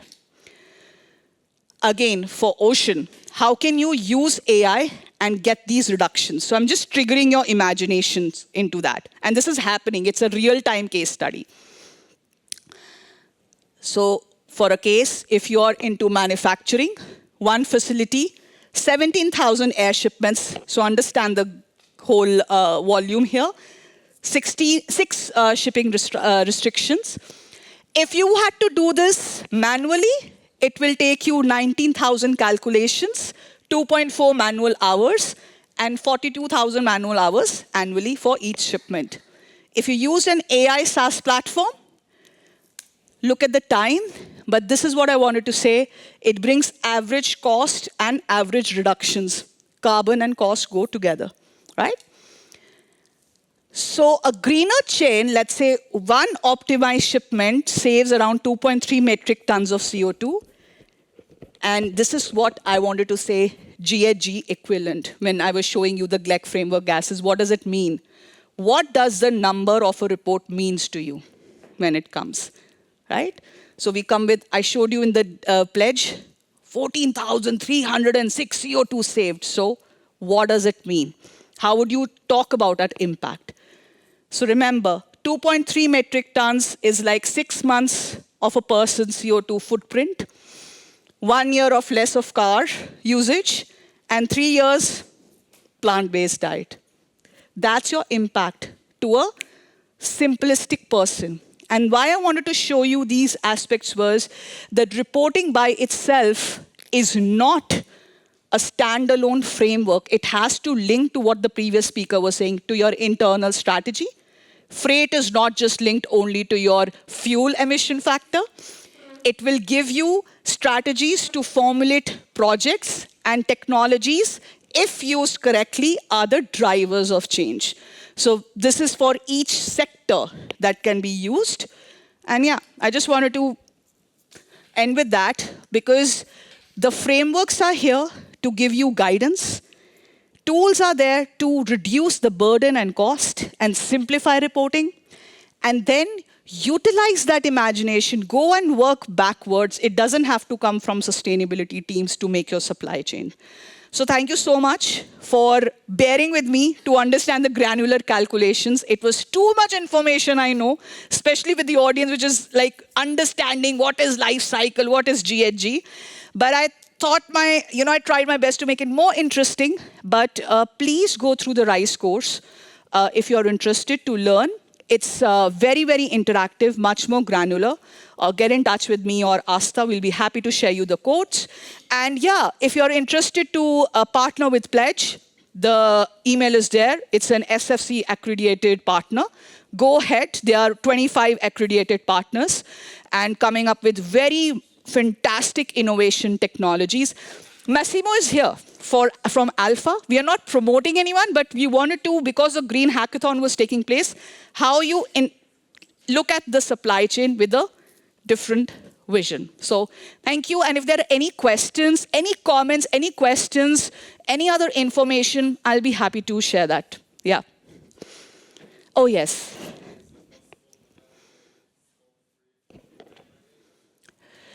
Yes, it is. And I can show you the details of that, yeah.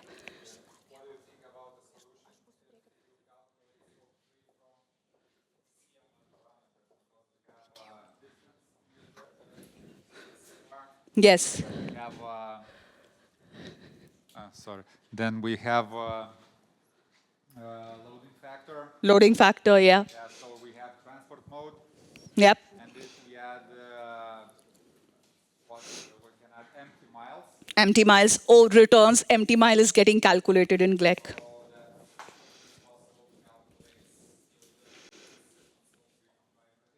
Absolutely, it is. So I just wanted to show the distinguish between primary and secondary because the nature of the audience who are companies, and some of them are suppliers, but very good questions on the empty miles. That's really factored into GLEC. And there are the load factors, the emission factors, there are different categories. Honestly, I did not want it to come with so much of granularity, but it's there. The framework is there. And one thing, that's where the accredited partners also come into pictures, like yourself. Because if it takes time for companies to build these indicators, by the time you're building that on, they leverage the accredited partners who are entrepreneurs. So there's a lot of agility that they can already use these in a much faster manner. But spot on to make it very direct, they are being used into the GLEC. And I can show you maybe the slides for that also. Yeah. Thank you. So will there be other questions? Any comments? Because we do have time for Q&A session, so please use this opportunity.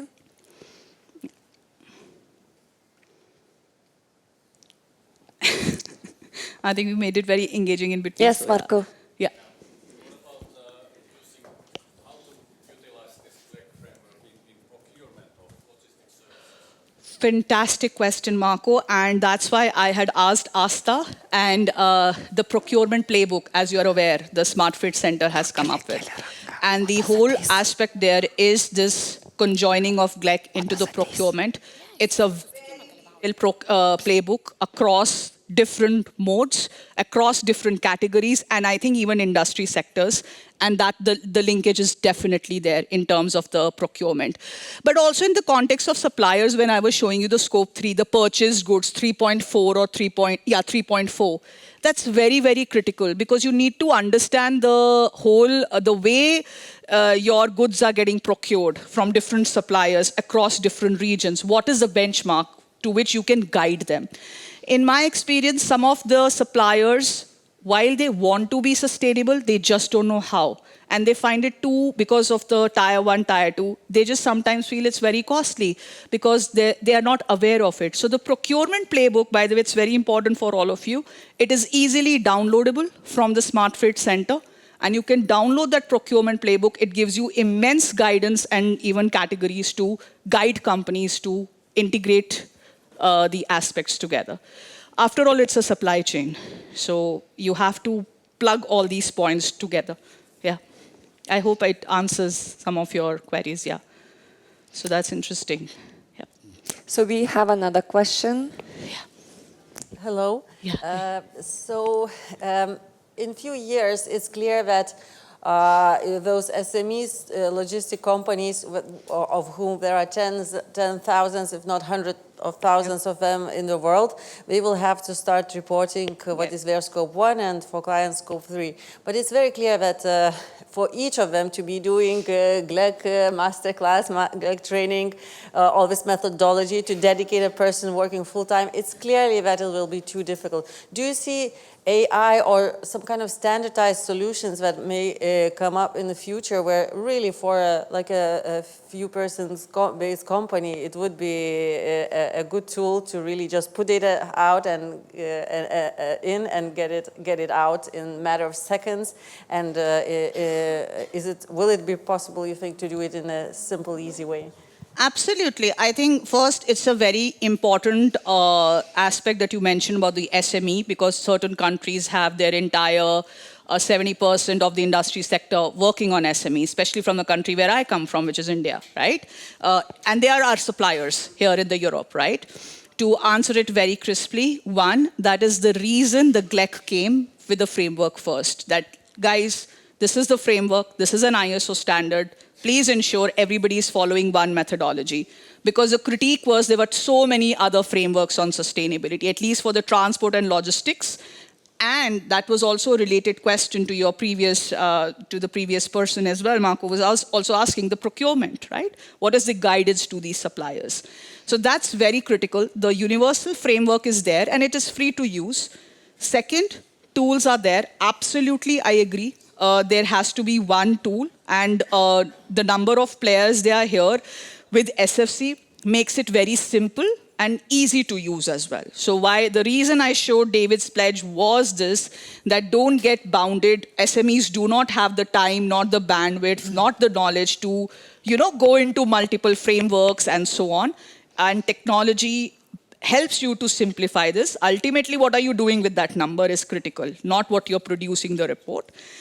But most importantly, the gentleman here really raised a very important point, is the knowledge and awareness. And that's where the Smart Freight Learning Academy is coming up with courses. I also, before my tenure in a previous organization, I was a firm believer of the next gen, the global programs that everybody does. That is a continuous learning. And I think now companies are realizing that it's also important to build the capacities of suppliers and SMEs. And they are doing that. And that, I feel, is a little bit responsibility of the big companies as well, because they had that knowledge and breadth. So it's a cross-collaborative. And maybe industry associations like this can really scale this up. And I really applaud what the whole project is doing this with industry associations. So it's a collectivized efforts. But I do feel that's something which has to be looked into holistically and be prepared. Once they are into the board, there'll be immense struggle. Yeah. Simonas, please. How do you imagine what will happen to the market when we're gonna replace, let's say, fossil fuel with electricity, and we're gonna gain electricity from renewable, like windmills from renewable sources? So what will happen if this falls into market? Okay, that's a perspective sharing question. That's like a wish list, which I can say. No, it's a valid question. It's an ideal world, but what I'm trying to, I do feel that's the trajectory one has to go. Biofuels, SAF are initiatives, but I think it will take time for technology to realize its true potential, right? You can't just judge right now. We are moving towards there, but also I think it depends from region to region. I mean, the moment you are going to, how is even the biofuel getting procured and so on, these are just technologies getting tried out. That's why the percentage is so low right now to use. I think we have to wait and watch. I think the intent is there. The very fact that we all are here, and I'm not speaking diplomatically, it's really, really true. We are all here to ultimately be decarbonized. That's what our responsibility as transport logistics is.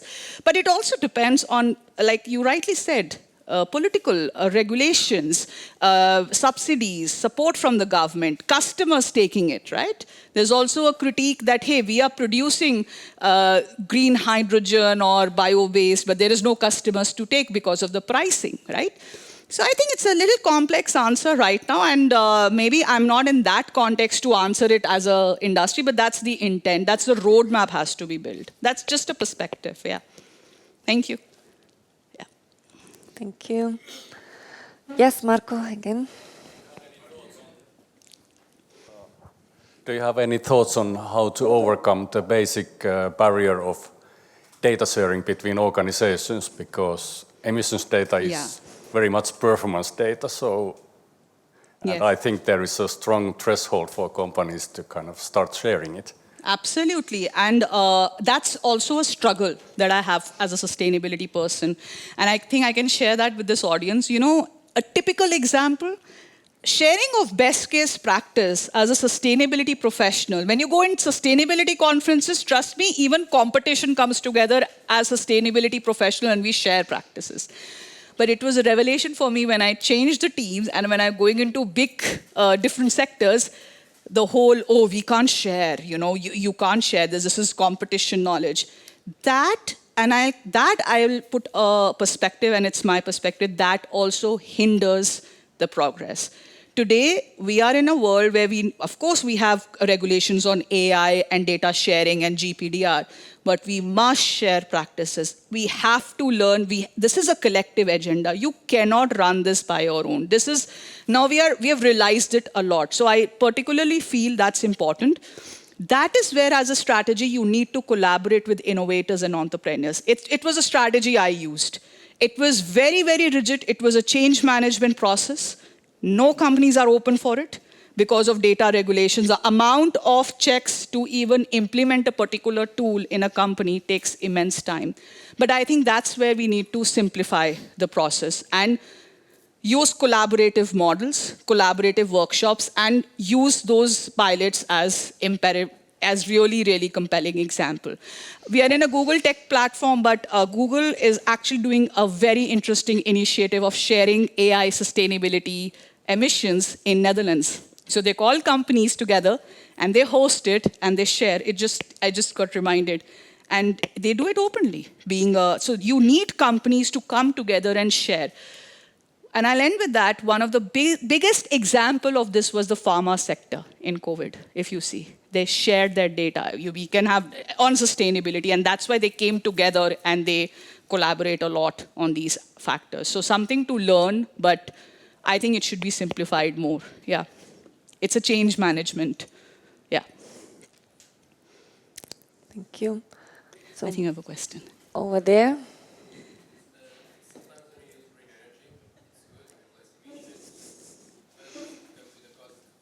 Yeah.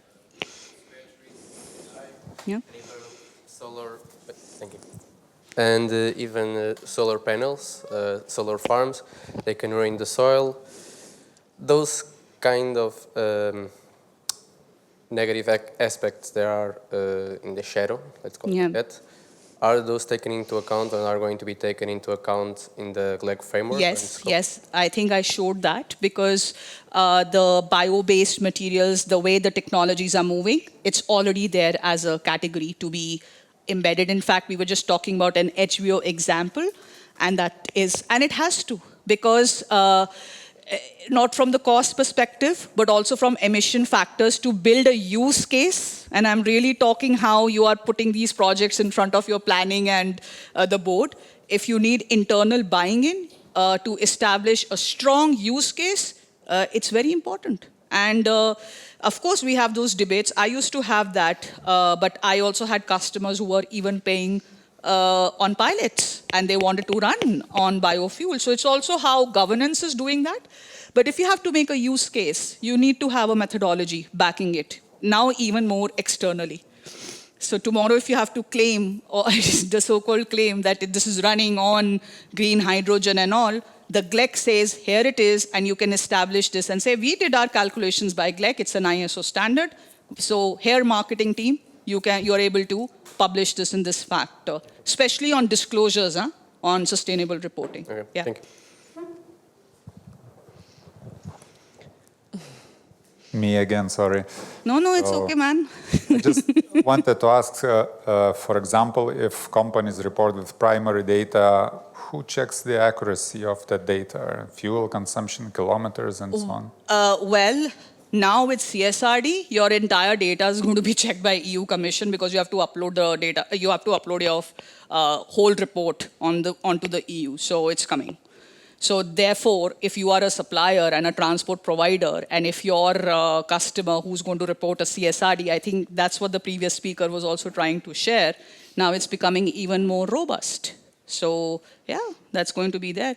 In fact, not only environment emissions, I know the only challenge for digital platforms is that they are focusing too much on environment emissions. I would really like to suggest to all of you to even go back, if you're from supply chain, that even supply chain, value chain, recyclability, that's why I talk about life cycle. All these factors are going to be accounted into the CSRD. So you'll be responsible for that, yeah. To measure this data, you need certain devices. How do you certify these devices so that they are measuring the correct data? So, for example, if GPS sometimes cannot be very accurate for some reason. So, how to tackle this?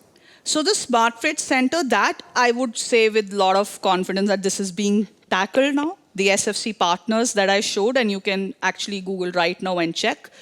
With the ISO 14083, ISO is a very stringent standard, like I showed in my first slide. So that, if you are certified, then you cannot go away with it. You will say, yes, it is as per that. Now, checking whether any other mechanisms are being used and all is also a matter of transparency. But if you're using GLEC, if you're using ISO, it is, and if you're an accredited partner of SFC, there's all a responsibility on this line. So it's a transparency as well. But this will change now, like I said, with CSRD. So you will need to get certified. Yes, Your device that will be measuring will need to be certified. Yes, it's an assurance standard. I don't know if I can move back, but I think they fixed it. So if you take the slides, it's an assurance standard. You get a proper assurance around that. Yeah, and I really encourage if your companies are planning to do so, and if you're partnering with tools, you should get accredited because it makes it very simple. It's the most acknowledged and accepted standard in the transport logistics supply chain framework. That's why it has been now established, yeah. So there's a big process around, not big, the detailed process is there, and we'll be happy to share that, yeah. Yeah, me again, sorry. So can we hold CMR as a certified tool for calculation because it's, how to say, there's a CMR protocol, so it's like a certified tool to gather all the data because we have to state loading location, unloading location, mass, and so on and so on. So is it certified or? You are CMR? You are from CRM? CMR, I didn't get CMR. CMR, so it's a consignment node. If it is not following the GLEC framework, let me make it very clear. The GLEC framework has to be followed. So one has to see what are the indicators. Is it aligning to the categories of those requirements, standards, and all? Only then it will be considered as deemed certified. You know the first slide that I showed? If it meets all the criteria of ISO, then only you get an ISO certification. Otherwise, not. Okay, thank you. Yes, and we have more questions.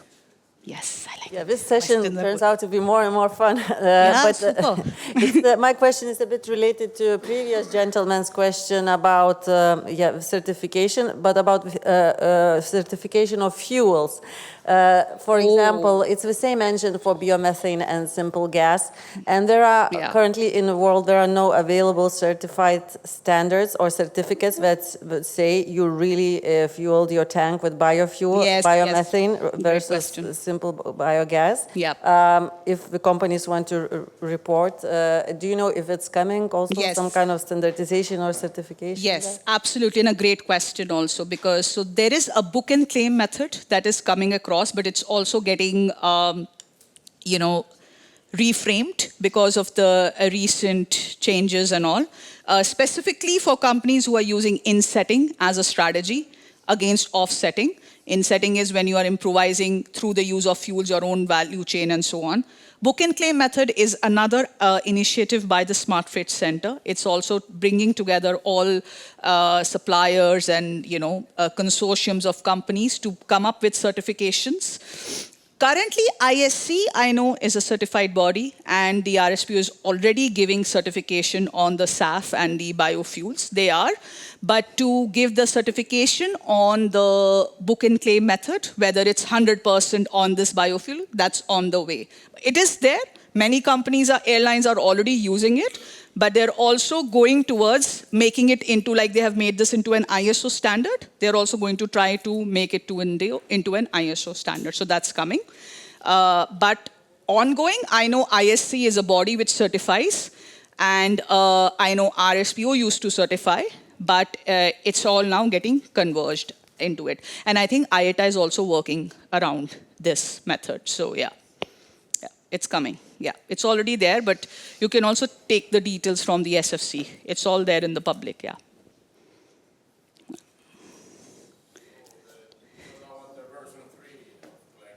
there some kind of schedule or something that you update? Oh, yes. Your thinking in some kind of schedule every year, every second year? Or? Yes, this is the version 3.0 of GLEC. So, and I really like your term, upscaling the thinking, right? The thinking needs to be definitely be upscaled every year.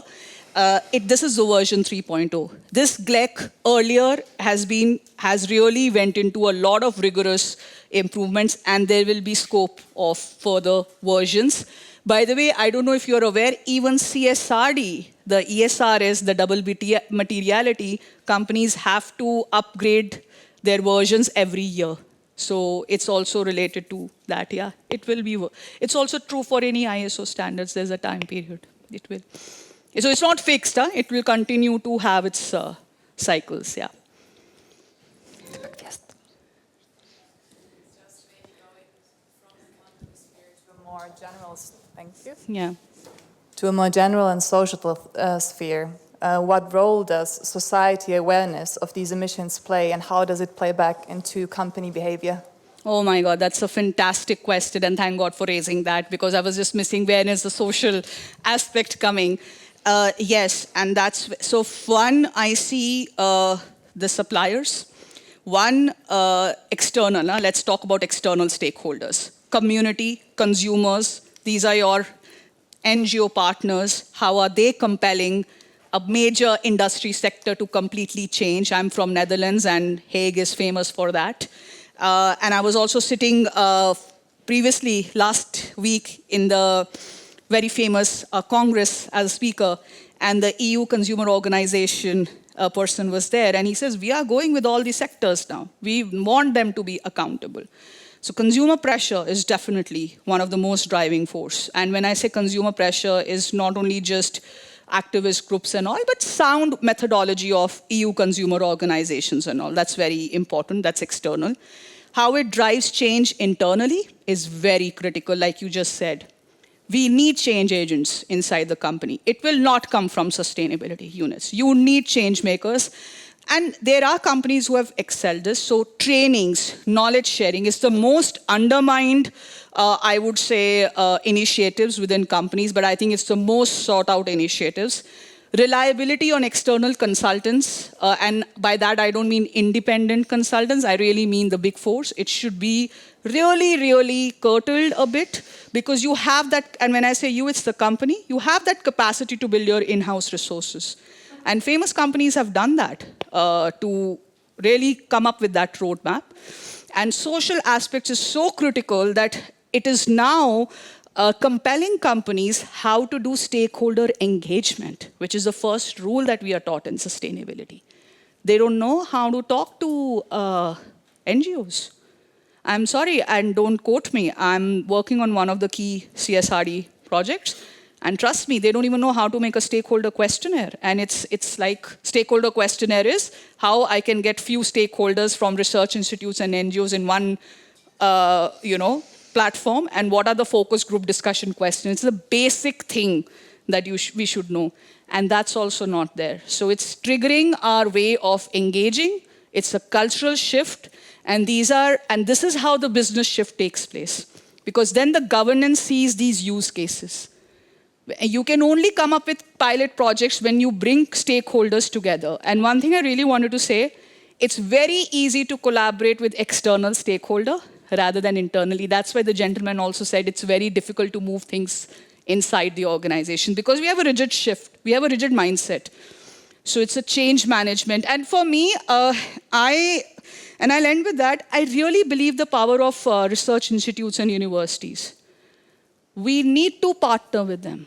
We really need to partner with stakeholders like them, because then they bring that creative, or entrepreneurs, because they have that agility and that entrepreneurial thinking, and maybe that's a great combination. Those are the social aspects I would pinpoint given this sector, yeah. So, Radhika, thank you very much. Yeah. And I see your colleague Massimo, guys, this is Massimo, and he's pretty busy. So we just showed your slides, but happy to please connect with him. And yeah, some words from you. First of all, thank you.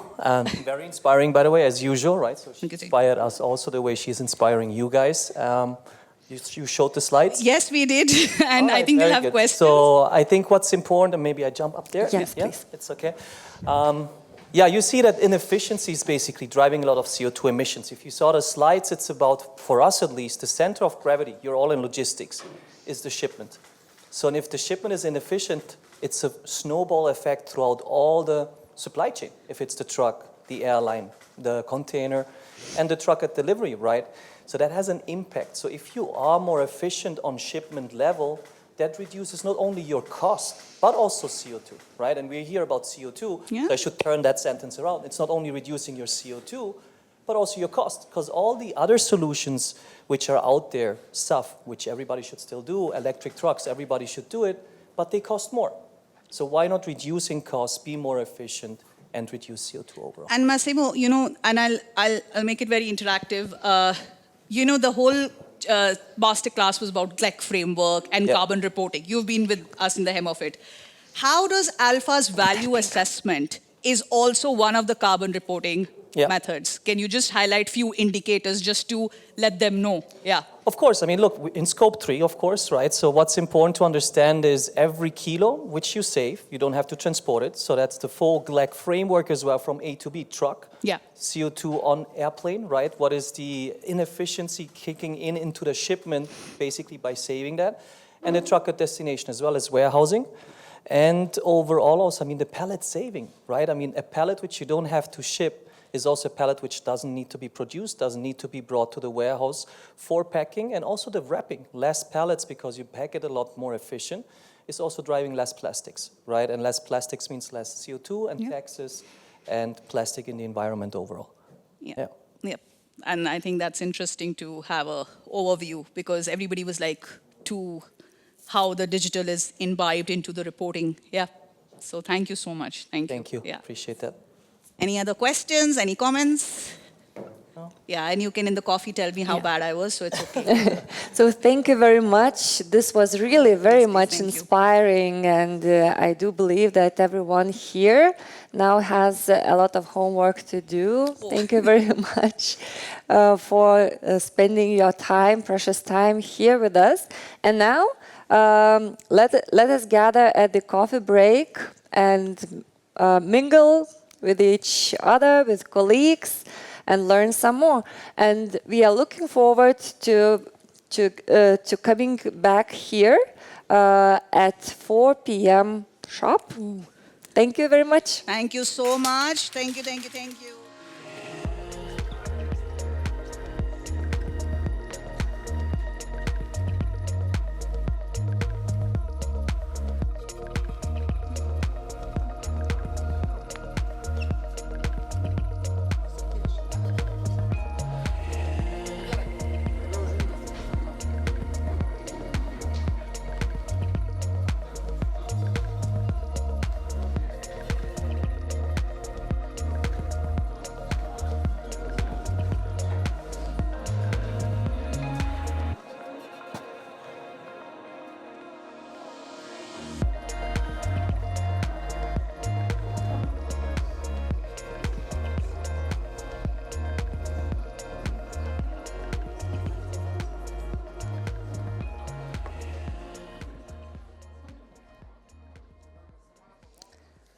Hello, everyone.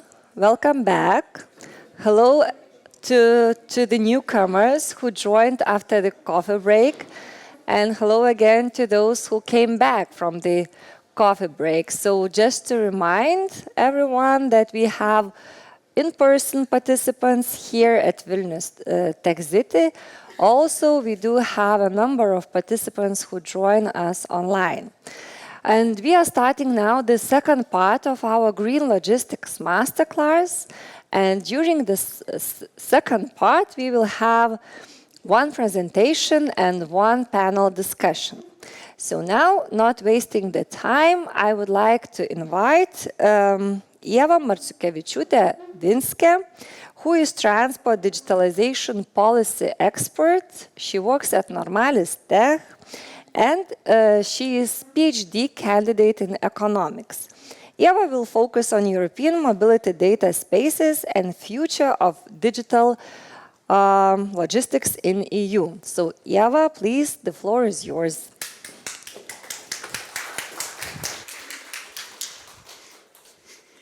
So, good afternoon. Great to see you all. And it's always a scary challenge to talk to Lithuanians about digitalizing logistics. Whenever you introduce a concept and say, have you heard about this thing called predictive maintenance? And they go like, yeah, we are piloting it next week. And same applies even for public authorities. So we're now part of a project that aims to create a single European digital enforcement area.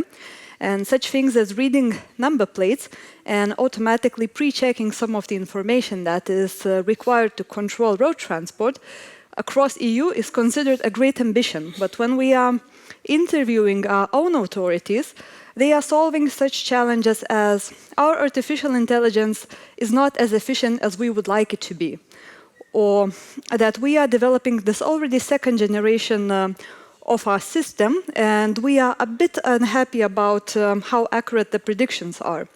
However, digitalization is not something that you can only apply to yourself and do as individual or a single company or a single country. We are part of the European Union, and for us to become even more integrated and also to get benefits or to contribute with whatever goals are assigned to us, we need to understand the bigger picture, what will be expected, what systems we will have to integrate in our already pre-existing systems, and what is overall ambition for different modes of transport. So today I will try to give you a bigger picture how individual initiatives or EU-wide initiatives hopefully connect in the next maybe like 10-15 years, and how transport sector is going to change. And some of these things, as I said, might sound not so ambitious. However, when you try to implement it in 27 member states that have wildly different practices, different organizational structure, and different public authorities, suddenly it becomes quite a challenge that takes 10 years. So the topic is, what's sustainable digitization or digitalization, and is it a challenge or is it opportunity for all of us? So what are the key strategies that outline what is going to happen and where we are trying to go? So the first and the main one is a sustainable and smart mobility strategy that uses the keywords that you will see everywhere.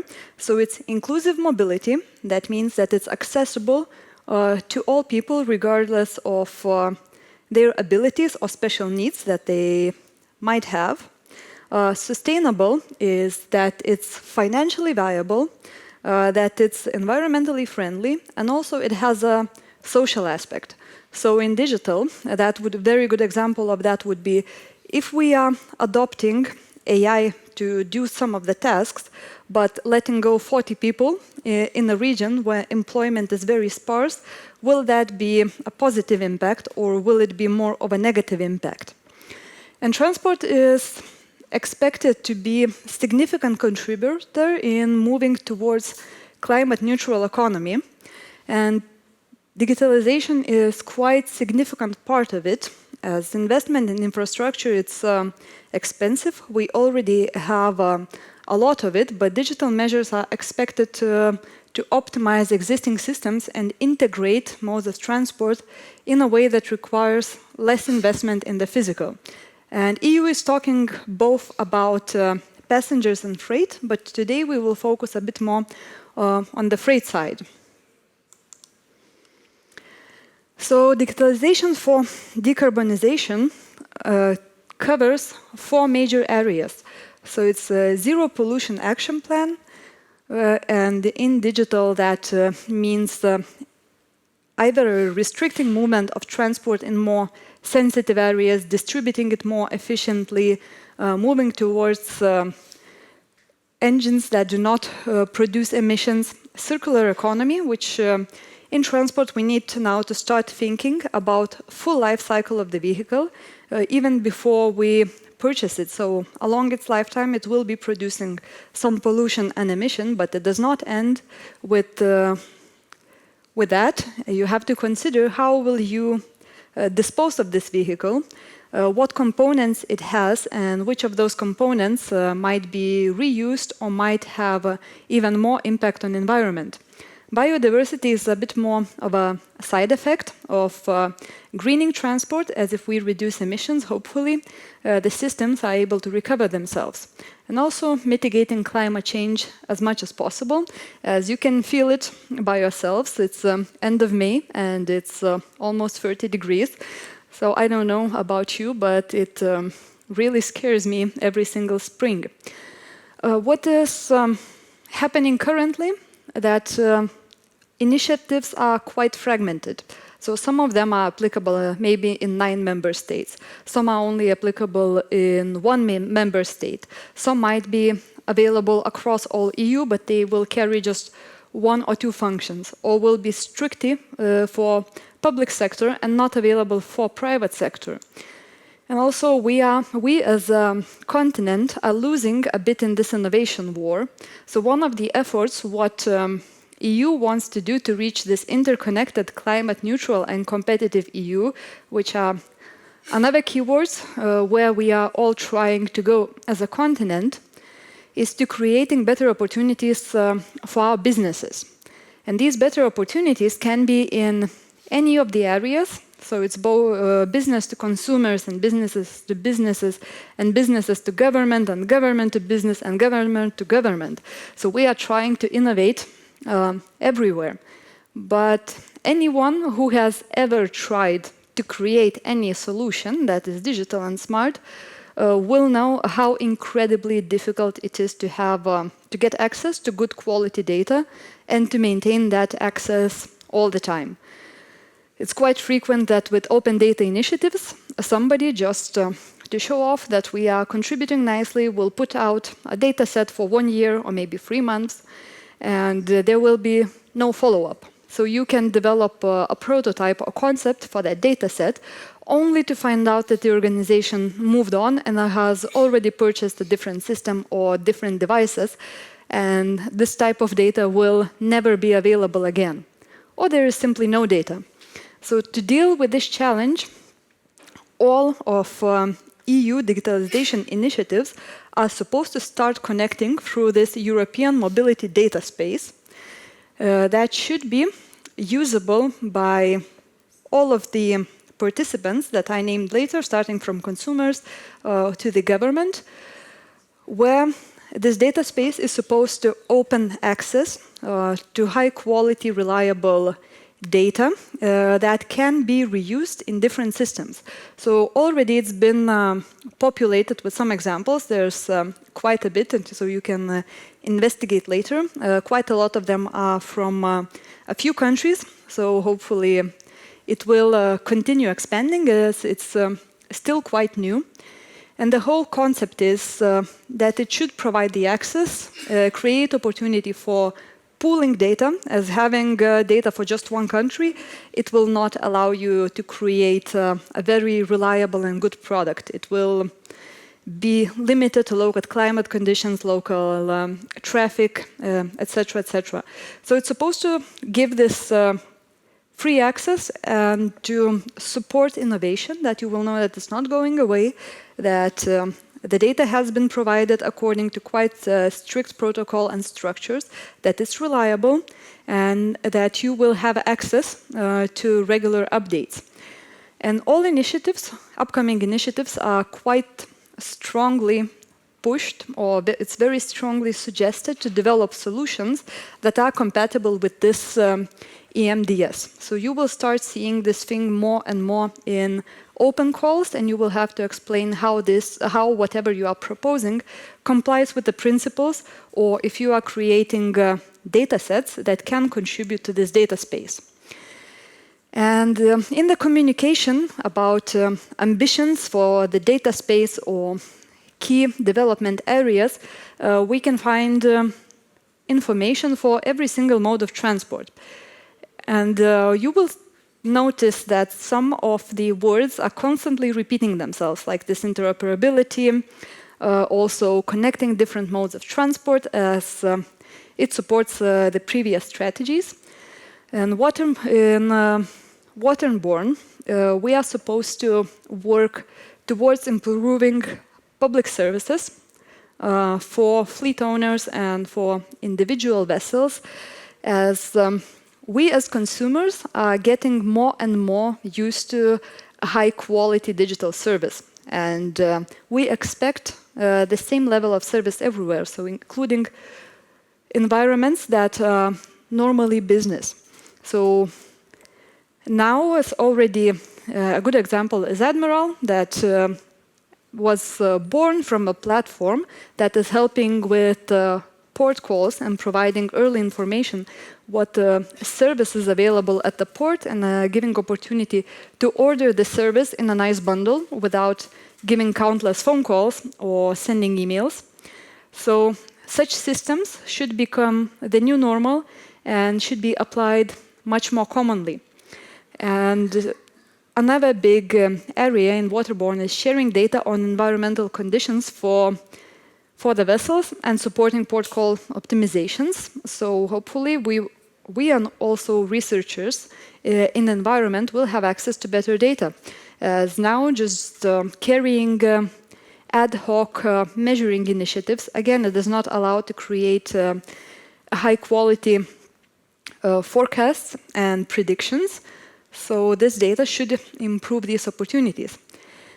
In aviation, again, it's supporting integration, especially what is related to energy, helping management bodies, also sharing information about alternative fuels that will be relevant in all modes of transport, as one of the most common complaints about alternative fuels is that I have no idea where I can charge or refuel my vehicle.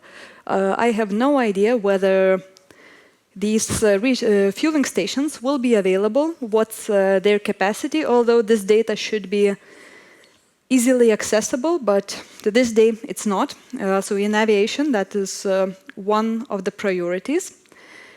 And hopefully, natural competition will help, once we have more suppliers, will help to get us access to better data.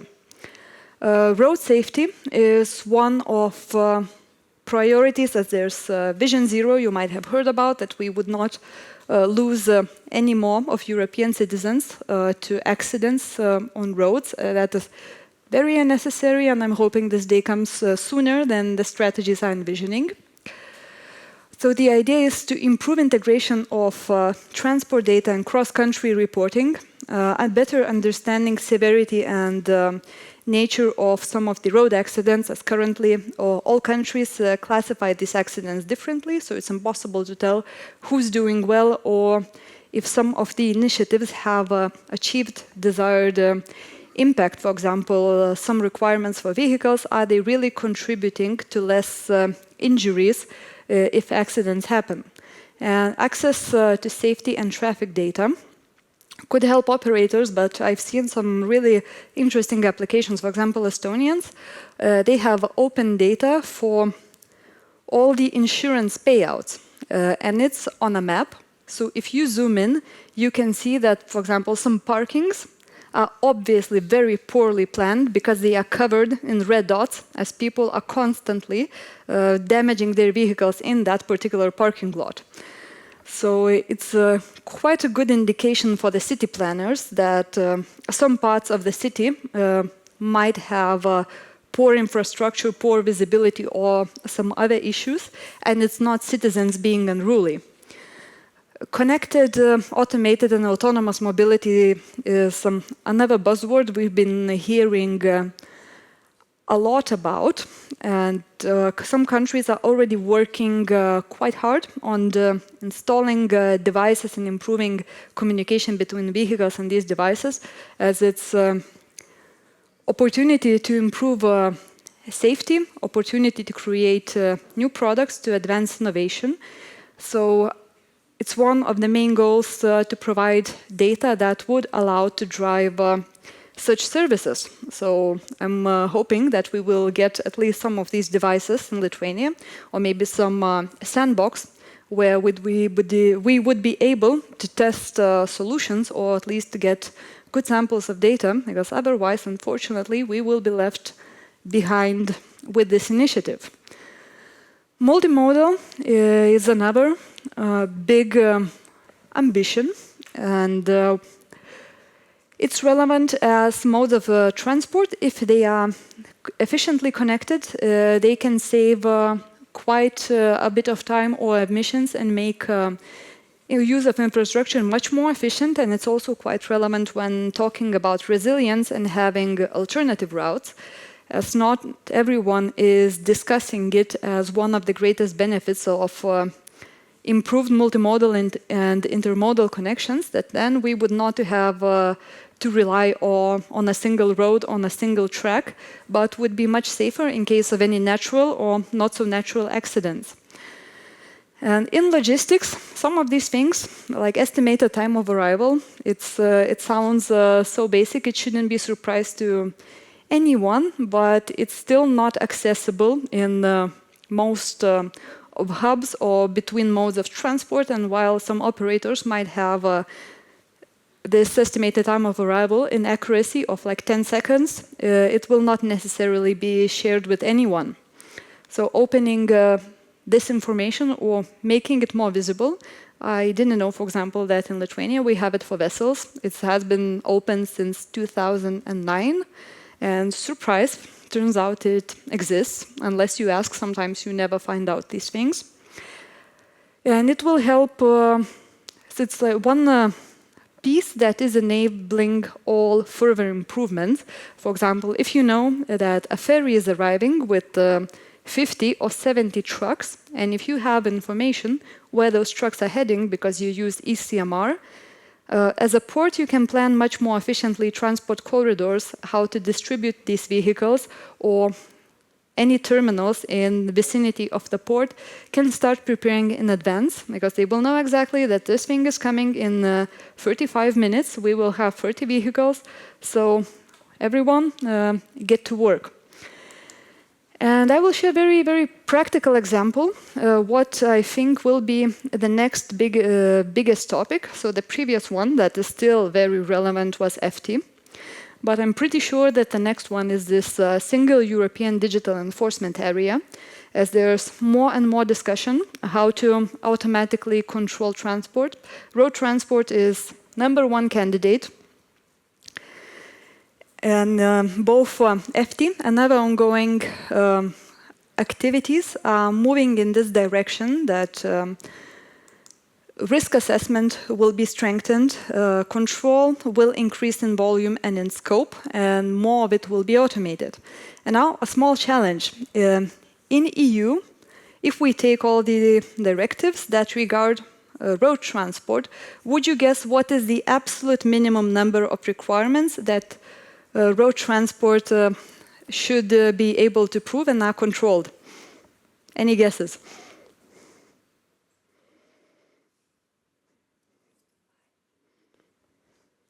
Any other guesses? Okay, so then I will spoil it for you that it's 145.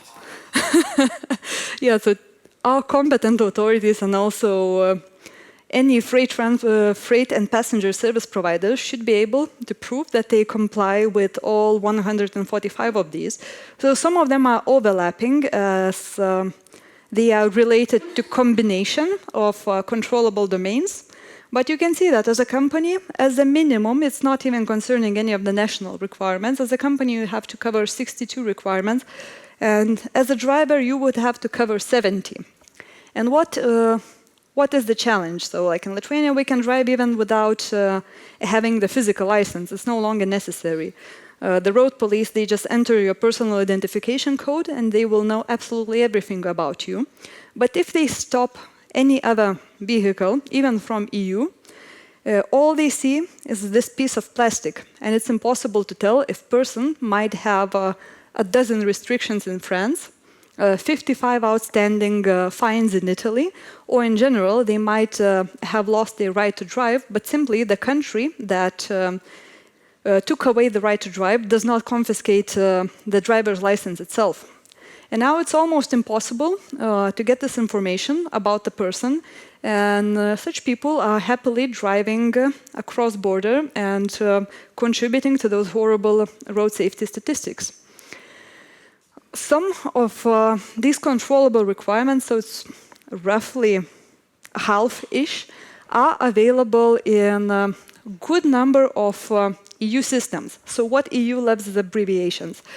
So that you will notice immediately if you spend 5 minutes reading any communication or any regulation. So you'll see this digitalized, controllable data pieces across a number of systems. But in some of these systems, only 9 countries might be participating. In others, you will only find one small piece of data. From others, the data is barely usable as it's really complex and you have to have a special device like photograph or a special analysis software to get anything useful from that data. So how these systems could connect between themselves. So this is a to-be ambition, how road transport inspection might look like. So in the middle, where the icons are, you have the competent authority officer. While vehicle is still in transit, so the first column, second-generation tachographs that will be slowly rolling out already next year, they provide early information on the vehicle if there might be any violations of driving and resting time. Onboard unit can also share quite a bit of information on the vehicle. It can communicate with infrastructure and notify the officer that something might be out of order and this vehicle should be stopped. Number plates, I suspect those will be read on every single corner. I just saw that Circle K started accepting payments with your number plates only. So number plates will be the key, likely to be the key identifier, how the vehicle is recognized everywhere. Weight in motion is when vehicle is weighed without stopping, so it goes over some automatic scales, and it's checked whether it's not overloaded. And this contributes to the risk assessment system that gives notification to officer that might be standing like 3, 4, 5 kilometers away that this vehicle is a very good candidate for inspection. And once this vehicle is stopped, the officer's devices automatically communicate with the vehicle using short-range data retrieval and get some of the key data that is necessary for control. And rest of the data can be obtained using officer's device. So again, scanning the number plates by using FT, by using smart tachograph, and quite soon, I believe emission data will be also checked, or whether you paid one of the countless emission taxes. And the officer's device should be able to connect to the inspection software that can get this information from across EU, from national enforcement databases, and from some of the EU-wide ones that I showed. And would you like to guess when this model will be first tested in practice? Almost.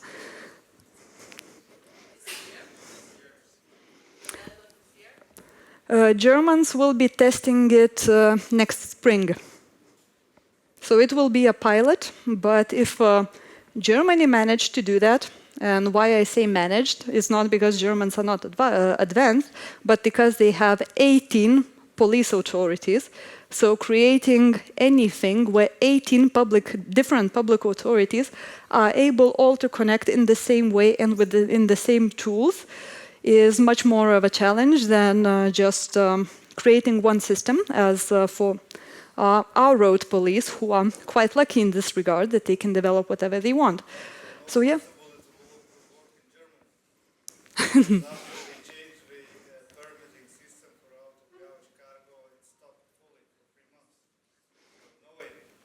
So it will be only a pilot. So pilots, sometimes they fail and they might come back to the drawing board and see how good their idea was. But the ambition is next year, and already quite some progress has been made. So I'm pretty sure that the pilot will most definitely happen. Maybe it won't be so efficient to control absolutely everything, but most of these elements, pretty sure they will start applying in practice.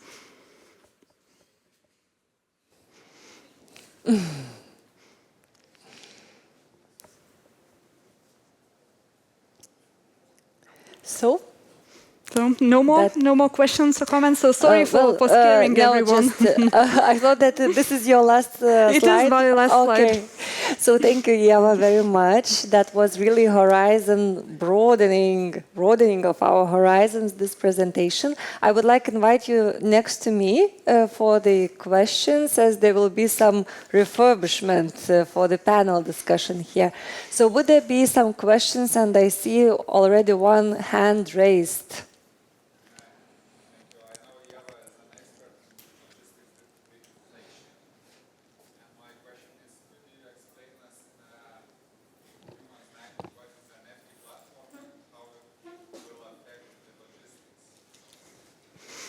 That is an excellent question. I have not met a human that would understand what is an FT platform without a 10-minute introduction, as it's just one small piece between a number of other pieces. Oh no, this no longer wants to switch slides.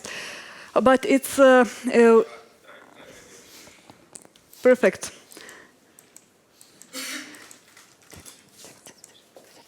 So going back to this communication between different transport participants.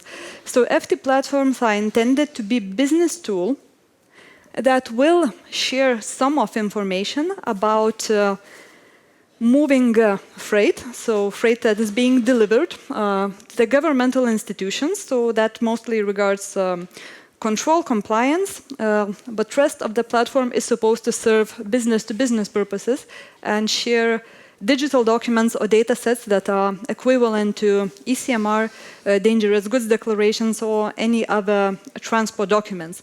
So it's a very significant part of FT system implementation, and it's likely to be one of the tools that digitizes a lot of logistics companies, as it will have quite a few good uses. Would there be some others willing to ask? Simonas, again, please.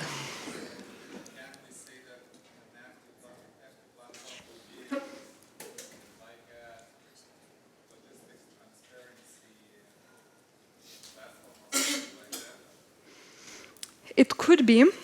So once it's implemented, so in 2027, first quarter, all governmental institutions will have to start accepting FT data. So it means that as an operator, you technically could only drive with digital data if your partners are happy with that. And authorities have no right to ask you for paper documents. For businesses, it will not yet be mandatory. However, in 2029, it will be again evaluated. Maybe it should become mandatory. So we are creating an information channel that will be certified and will meet quite strict requirements, what information is shared and how. So this channel could be used for multiple purposes, not only key freight data, but also some of those controllable requirements that we saw, or other logistics-related data such as emissions or CO2. Okay, so just to sum up the last question. So Germany will test next spring the mobility data space prototype. So when does Lithuania has some kind of exercise like that? We already have some of our open data on the mobility data space, and you can start contributing if you would like to improve how we look in the general picture, that because we already have quite a bit of open data, but it's not connected in this platform. Our authorities are already quite advanced. So last month in the interviews, we asked if they see where they see themselves in 5 years and if they have anything left to digitize. So they complained that unfortunately we have nowhere to go, as we have pretty much reached the limit of digitalization, and we would be happy if we could remotely measure alcohol levels in the blood. Thank you, Ieva. Thank you very much for this informative information for us. So please give an applause to Ieva.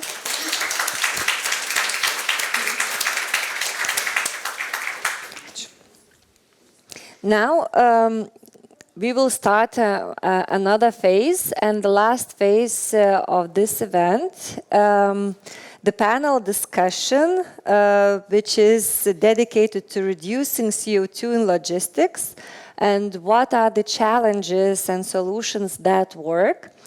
So now I would like to invite panelists to take a seat on the stage. I would like to start with a phase that we already are familiar with, and Radhika became friend of ours. So Radhika, are you here? Outside. Okay.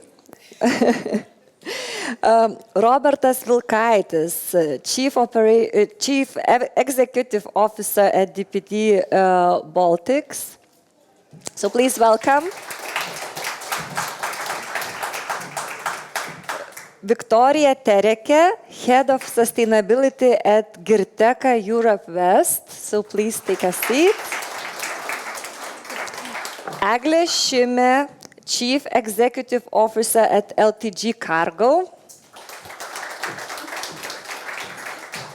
Radhika Rolhan, Global Sustainability Impact Leader at faculty at Smart Freight Center Academy. And the discussion will be moderated by Rugilė Andziukevičiūtė-Buzė, who is Managing Director at Transport Innovation Association.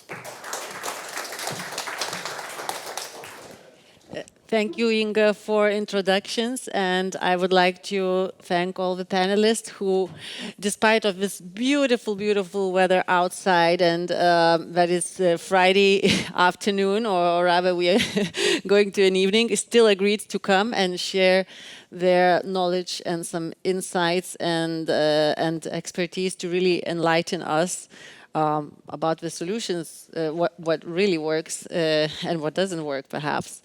So I would like to start this discussion by the round of introductions. Maybe you could each comment in your global team, in your group, in the company that you represent.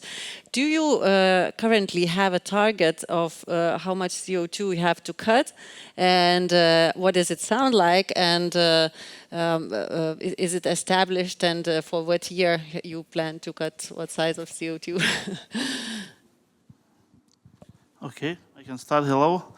It's nice to be here. Thank you for invitation. Yes, we are DPD Group is a transport company. We do generate quite a lot CO2.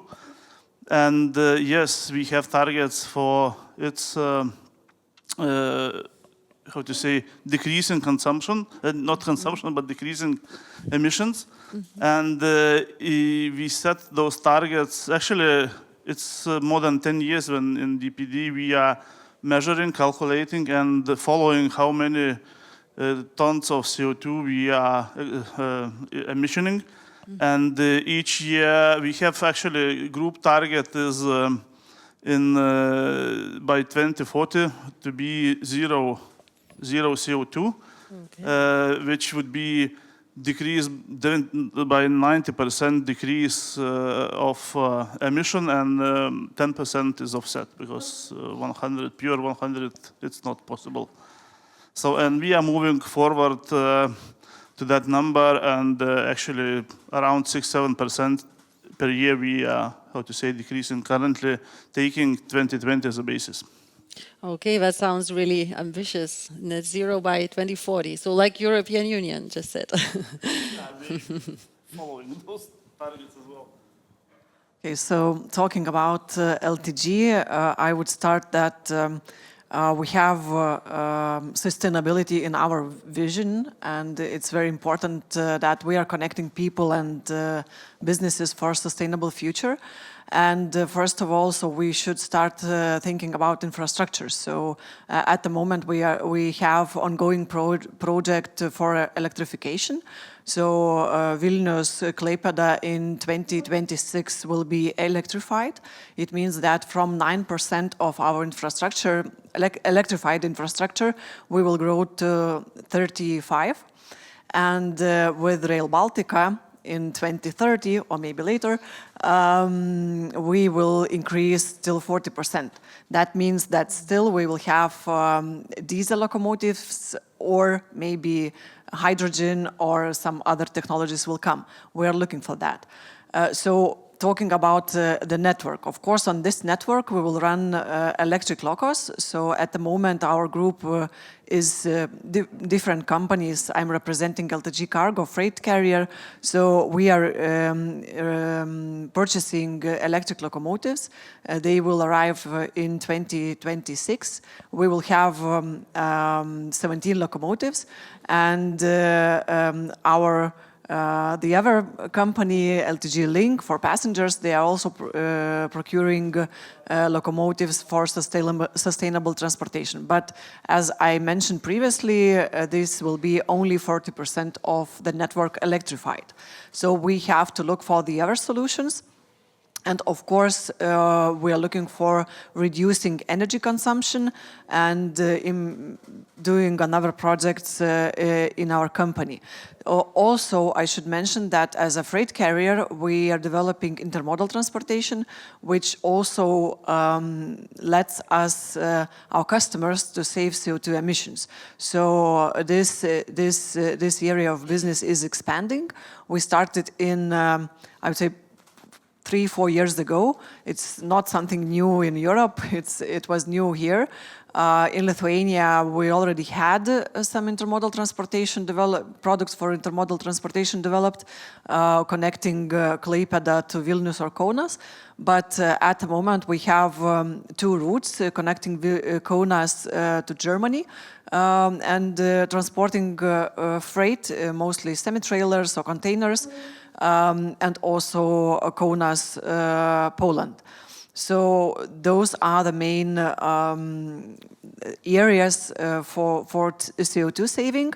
If talking about the goals, concrete measures, we have KPIs. There are 2 different KPIs when we measure CO2 emissions per ton kilometer or CO2 emissions per revenue we get. So we are planning till 2030 to reduce CO2 emissions per revenue by growing our business twice.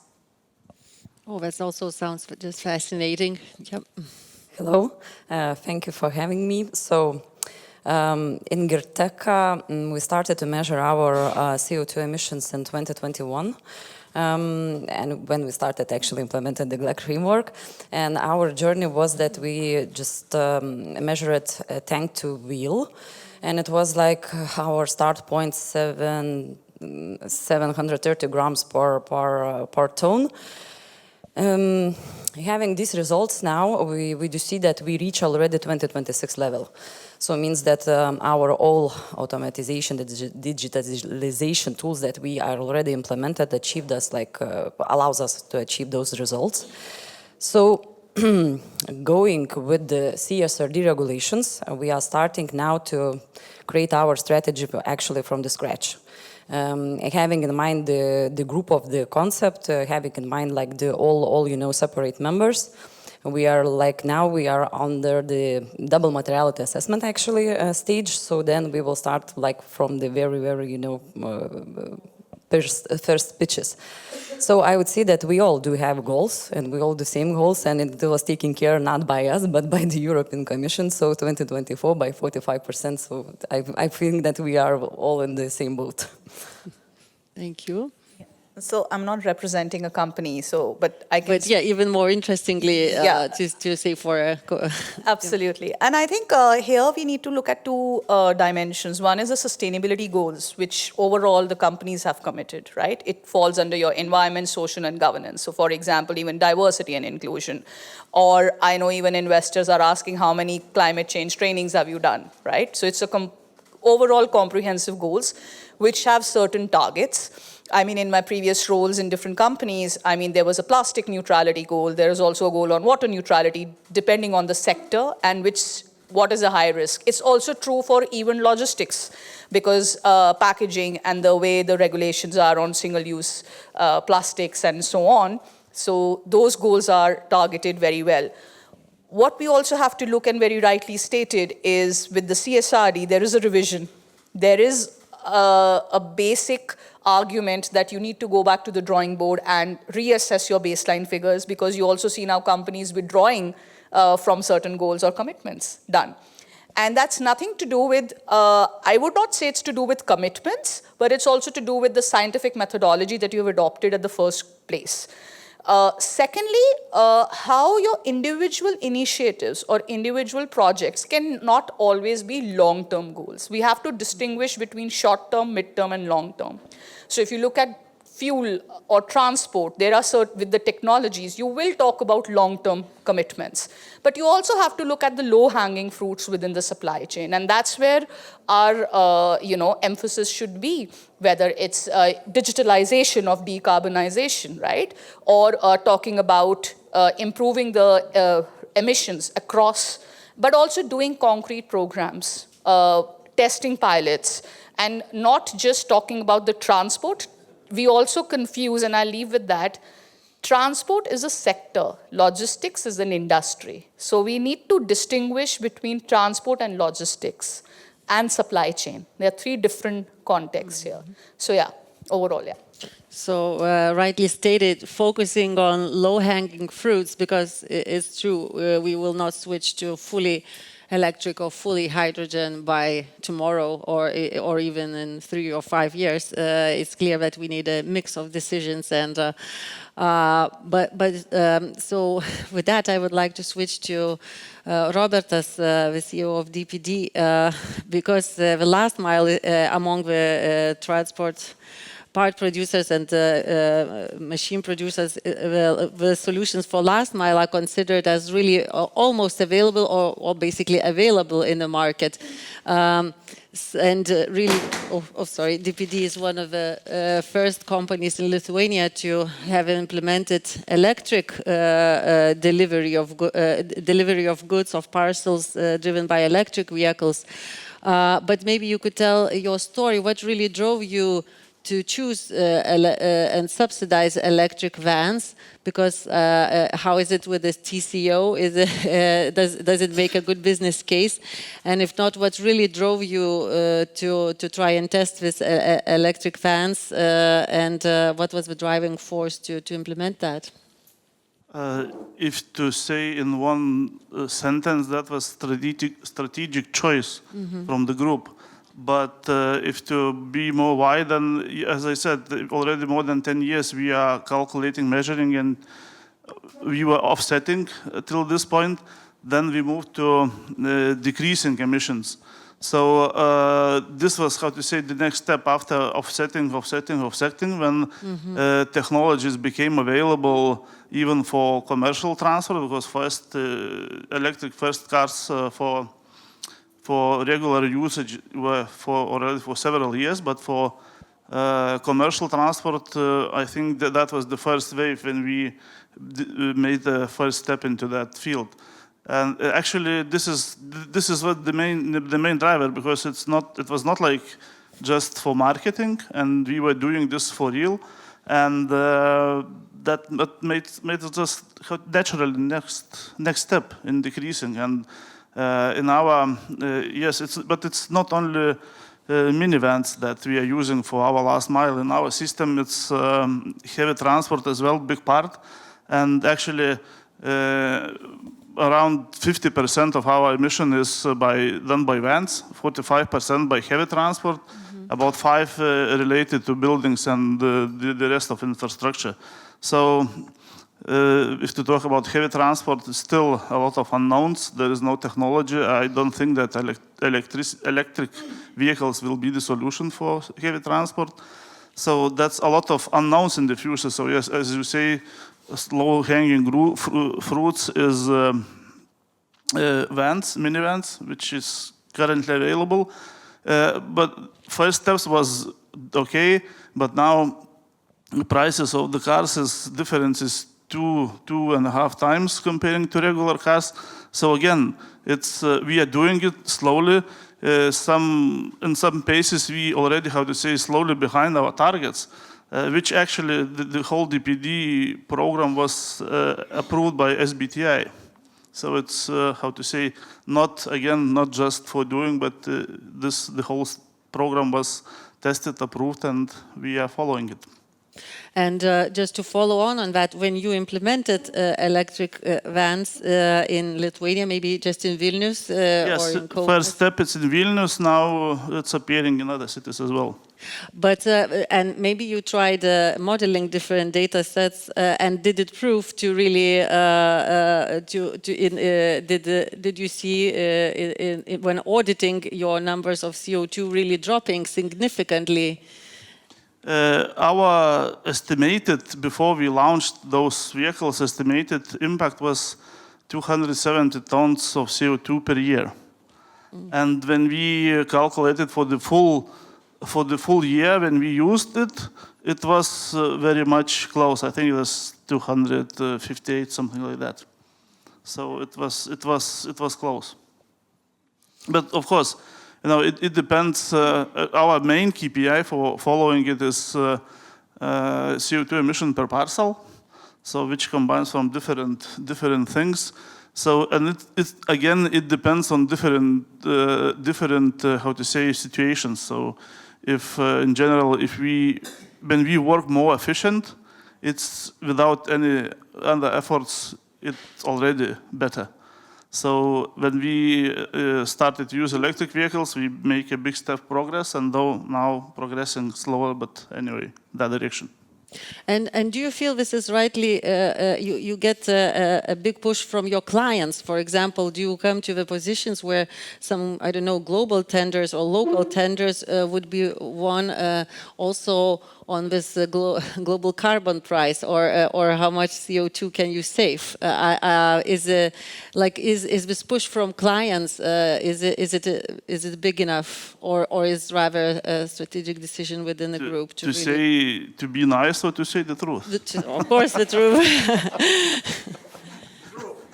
So, if to tell the truth, then it's actually more if you participate in some state-owned company's tender, you need to fill some information. If to talk about private business, it's in the very beginning. Only a few are interested in that, but I think it will change in a couple of years because we will have all to report. So, but it's very beginning. Yeah, the CSRD reporting kicks in, but I'm also the believer that it's not the directives, especially if they are voluntary, will make a difference, but all the ecosystem and everyone at the table will have to start making a difference. But moving on that, I would like to ask Egle, and of course the rail everywhere, and especially by European Union, is promoted and considered as a mean to save very much CO2 emissions. If you do intermodal, if you shift some part of the journey to intermodal, do you already feel by the upsurge of clients or the ask of clients who would come for this favor, for this service, just because they want to reduce the CO2 and to report less CO2? So first of all, I would like to say that to state that sustainability costs. And when customers are coming to us, they hope that they will pay the same price as moving goods via road. But it's not true. You have to subsidize that, or because huge investments are needed. And of course, for railway, it's the targets, yeah, they are on the table. Europe is not fulfilling them, and I believe that till 2030 the goals will not be reached. We can already state that today, and there are a lot of open questions which. I don't know, maybe next European Commission will challenge this topic, we'll see.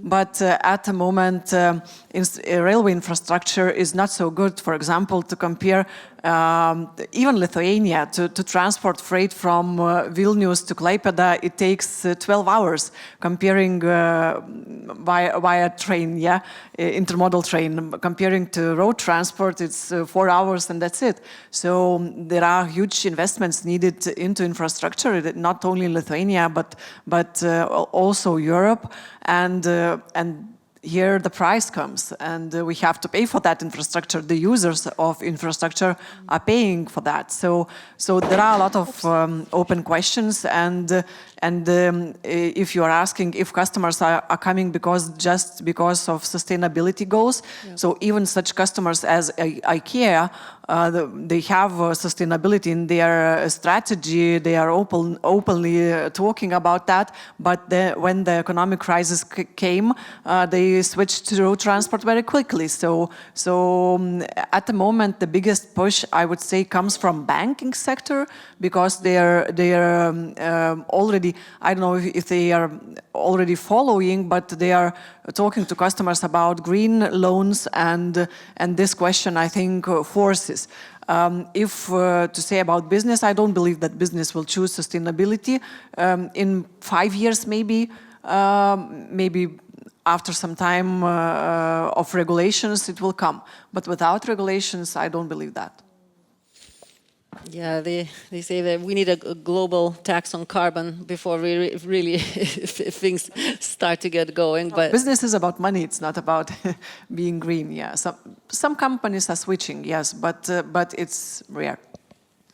Okay, very interesting. And now moving on to Victoria from GreenLogistics. You are really among the largest European logistic companies, top 6 in Europe, I believe, considering all the group members. And you are clearly one of the most advanced company to start implementing these sustainability goals. Do you feel that already there is a big demand from clients, from you, to show how much CO2 can you save, and to really count the CO2 with you together? Yes, actually, this is like probably the first RFI starts with it for all the tendering process. So they are asking if we are prepared and if are willing to be together and going to the sustainability journey based on even SBTi. So that becomes like the regulations from outside, meaning European Commission. Then, of course, that very huge part is playing then commercial part. So I would say that today we talked a lot about like tools, implementations, and data, how it is important will be in terms of the reporting. So as soon, probably I would like to all of us encourage, as soon as we will be ready to report, as soon we might be our green card or green passport as a companies will be very important, just because we will be the more attractive in terms of the commercial perspective. Because like I don't see another future as the CO2 emissions, that those emissions will be taxed simply. So for me, I from my perspective, I do see as the future currency probably.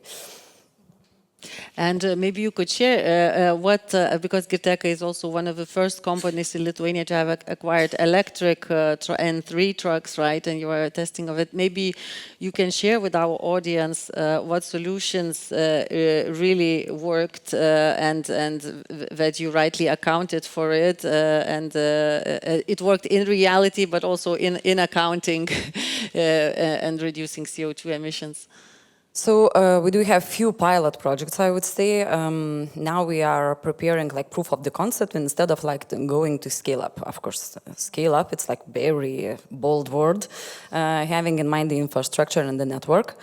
I would say that testing phase is about the ending actually, and now we are collecting the data. The first reachers will be launched actually very soon, and we will be really quite open about the energy and how it works.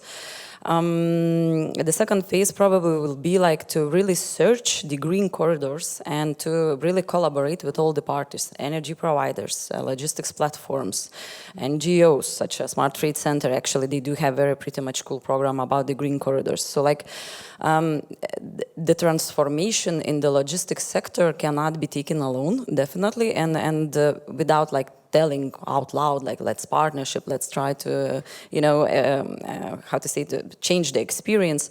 I think that logistics is already pushing us, instead of talking, really to do something.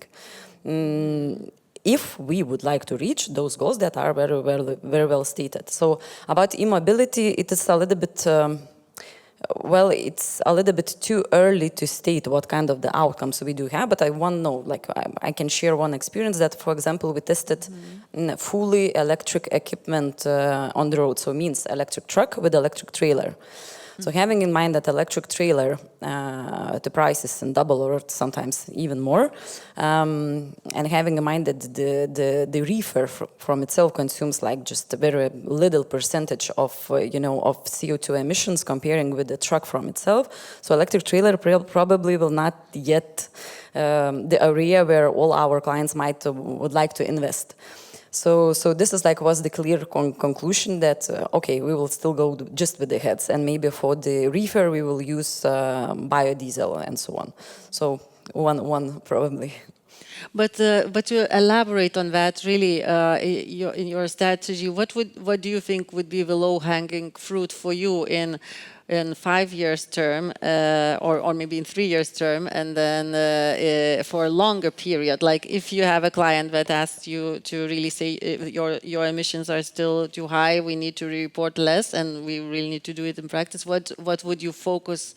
What do you think group is focusing on to achieve it?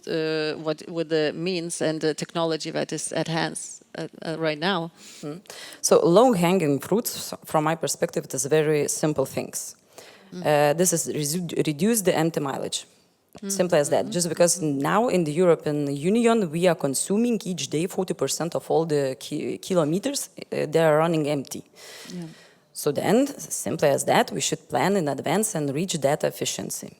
Lean management systems allow us to do it, digitalizations allow us to do it, I don't know, we are using, for example, Nexogen, so it's like IE planner and IE operator. So this is like the tools. Of course, that the board computers that we do have is, we are bringing out a huge flow of the data.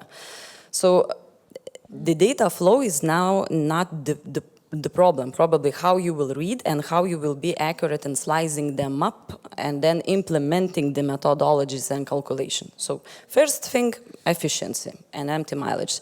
Second thing, as we would talk about the logistics sector or transportation sector, would be probably the collaboration between our partners or clients and us. So it means that everybody wants to load on Monday and deliver on Friday, instead of maybe we should think to prolong the transit and put the truck on the trailer and let's load it on Thursday for delivery, on Monday as well.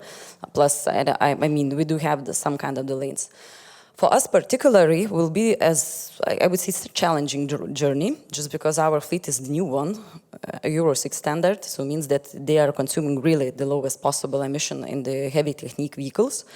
Second step is that we are not using at all tote liners or containers, so it means that if we are talking about intermodality, we should open the lanes particularly that suits for that equipment which is running, on the roads. E-mobility still do have kind of the shady future. I am a huge believer, but I'm reading the signs from the market as well. And so I would say that for our company means that long distance, temperature control goods, operating our own fleet probably would be the best choices, definitely alternative fuels or e-fuels or all possible type of the fuels that will come with e-letter. Very, very interesting, because you have to focus on already what's available at hand. But now switching to Radhika, then with your global expertise, you have done maybe this exercise with different partners, and your center clearly has very big knowledge. Can you say what are approved low-hanging fruits globally, and what really works? And for example, what can you recommend to the logistic companies actually? So I'm also going to take this question as my past experience as a sustainability manager, right, with different companies, because I think very rightly stated, price is and will continue to be a key determinant. I mean, let's face it, especially if you're talking about alternative fuels and so on. Price is the main factor. And I think we misconstrue the domain of sustainability it is economic, social, and environment. So if you pick off the economic, it's not sustainable. It's the fundamental rule. So that's why you look at low-hanging is very rightly stated. You rethink your supply chain. And I'm not talking theoretically. It's really doable even in my own experience. I mean, what all small little improvements you can do within your supply chain can also contribute to a major impact. For example, it looks very, very minuscule, but I think one of my key initiatives was to launch a digital business card in a previous company. And you might say, hey, this may not have impact, but then the methodologies come because you need to go digital as well than giving paper cards. It is literally the smallest of the thing that you can look into your organizations. That's internal. External, for the logistics, definitely, because customers are the key determinants of the supply chain and the business, how are you also collaborating with customers? So you have to develop those case studies, and we did that. I mean, I was also instrumental in driving it with one of the customers on alternative fuel. Then you see the sustainability managers as the change agents. Can you start with those pilots, see the impact, and then scale it up? And that's doable. And I think I was speaking to someone. I personally saw a big trend from certain sectors. You cannot just, while we are in this part of the world of Europe, Europe is very big. I mean, the Nordics are at the advance, and the customers at that area are going to dictate your sustainability. And that's happening in the RFQs and even on the tenders. I was also out of business because if 100, I think there's a percentage, I also saw 40%, 50% giving as mandatory sustainability requirement. And it was not just a tick mark activity on reporting. It talked about, okay, if I'm going to give you business, what is that one solution you're going to give me to decarbonize it? So customers do drive it. Third, I completely agree. It just cannot be driven. So these are the low-hanging fruits that I'm talking. But having said that, I also want to say that, if you look at certain sectors, and I'm not pointing any sectors of customers, it's also the language in which now we are doing business. It should be a trade-off. The customers are also green energy providers. They can also be your trade-offs. If you can give them some, price or some exchange in the exchange of their green products, it also works in that way. So what I'm trying to say here is novel thinking in doing the new kind of business will also help you sharing the prices. But it also depends which part of Europe or which part of the country you're from. You cannot dictate that in certain regions at all. One of the key sectors I also saw was pharma. They have a mandatory, it was much beyond the European regulations. They had mandatory sustainability goals, and they were much far ahead in, into their sustainability journey. And that's why they ensured that their logistic providers do provide them sustainability solutions. But those are some of the way of doing business, but also compelling to do solutions in-house, external, and then also joint collaborations on doing some projects. It works, but that's a journey that you have to take together. And it's doable. It's not something theoretical. Yeah. And because today and tomorrow and after tomorrow we will have a hackathon exactly about this accounting CO2 emissions and using digital solutions for that. Maybe Radhika, from your experience also, you can share what lessons you have learned. Maybe some companies tried calculating it in one methodology or another, and they thought that this digital solutions would really cut those emissions or would help to measure something that's at stake, but then it proved to be not so right.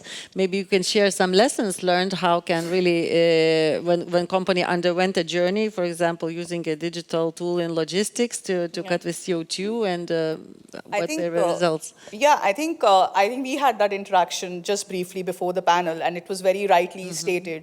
That is also a case study where companies are using the digital tools. In fact, in my previous experience, there was no reporting methodology. And I used a different strategy. I'm an Indian. I like to negotiate. I also like to negotiate on price. And I like to be a little bit innovative. So I said, okay, gather innovators. They should show you how they are doing it. You can go back to the drawing board and develop some indicators around that. That's a way of thinking. And that happened because I think you can speak it from your experience. Implementing a tool within a company, external tool, it takes big time to do all the digital IT checks. So what do? Do you stop all your exercises because customers are on your heads asking you for reports? You innovate. You say, okay, for the timing, let's get on a partnership agreement with the key innovators, start doing it with them, cater to the business, and then develop. And that is very critical because it is a learning process, not for sustainability, but for your project management operations people. And that happened. That's something, it's a very concrete example. And second is, of course, we talked about the AI-based packaging. So I just do not only looked at the fuel or the transport mechanism, but how do you collect that reporting and those indicators with your core initiatives as well.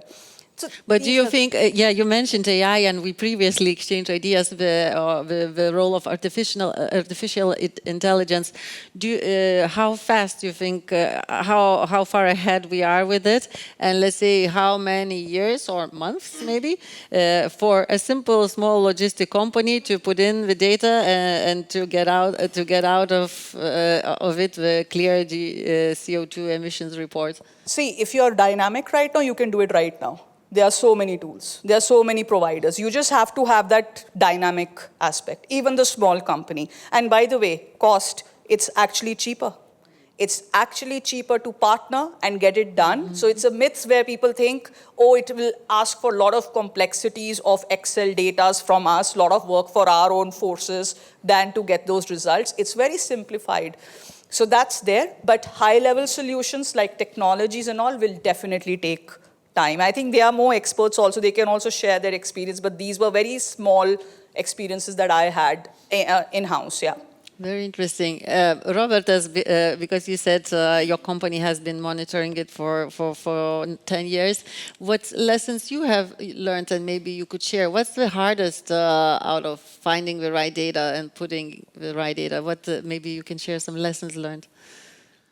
Yes, the main topic is to get correct data for the calculation. I cannot maybe say a lot how the calculation model is working because it's done centrally in the group and we are only responsible to collect proper data. So yes, in the beginning it was all manual.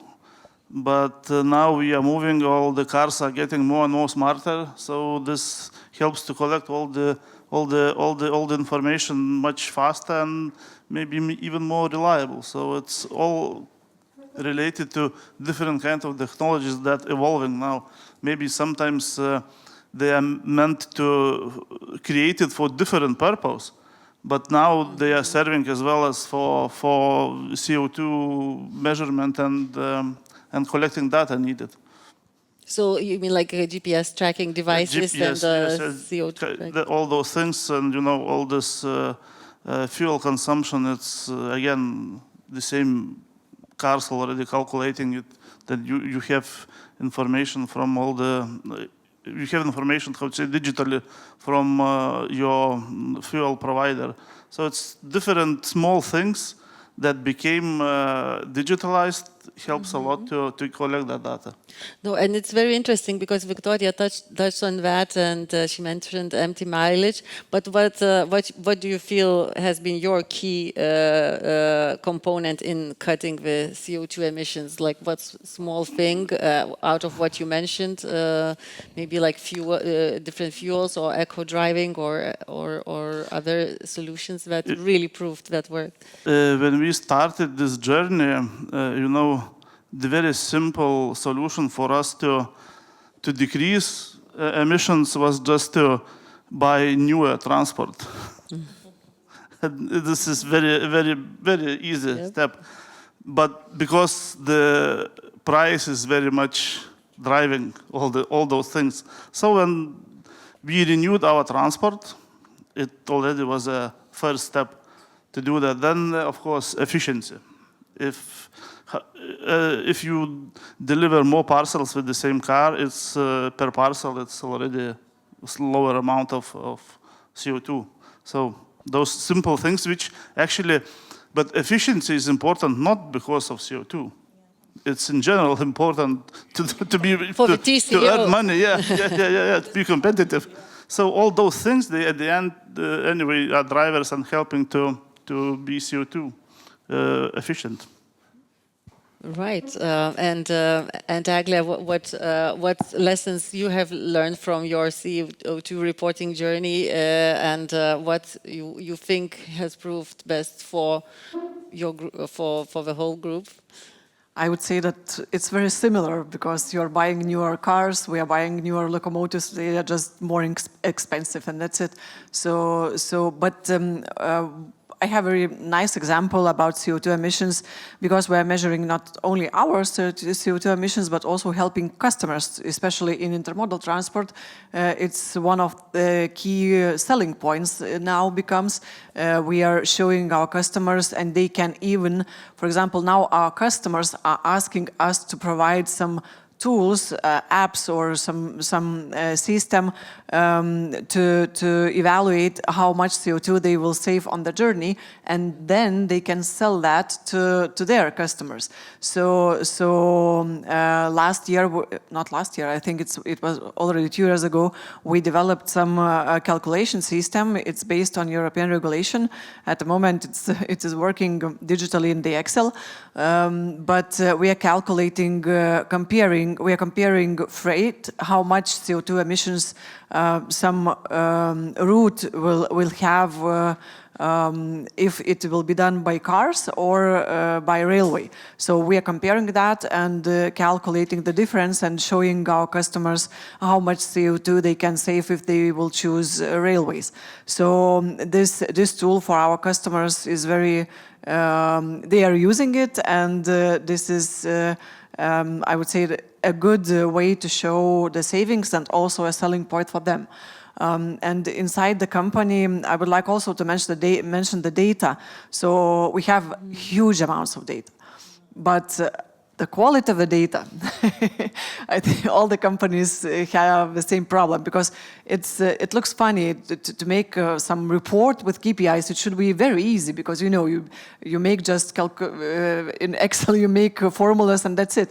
But the biggest problem is to get correct data and to put it there. So we're still working on that, and having in mind that we have all trendy systems with SAP and CRMs and etc. etc. So still this is a huge problem.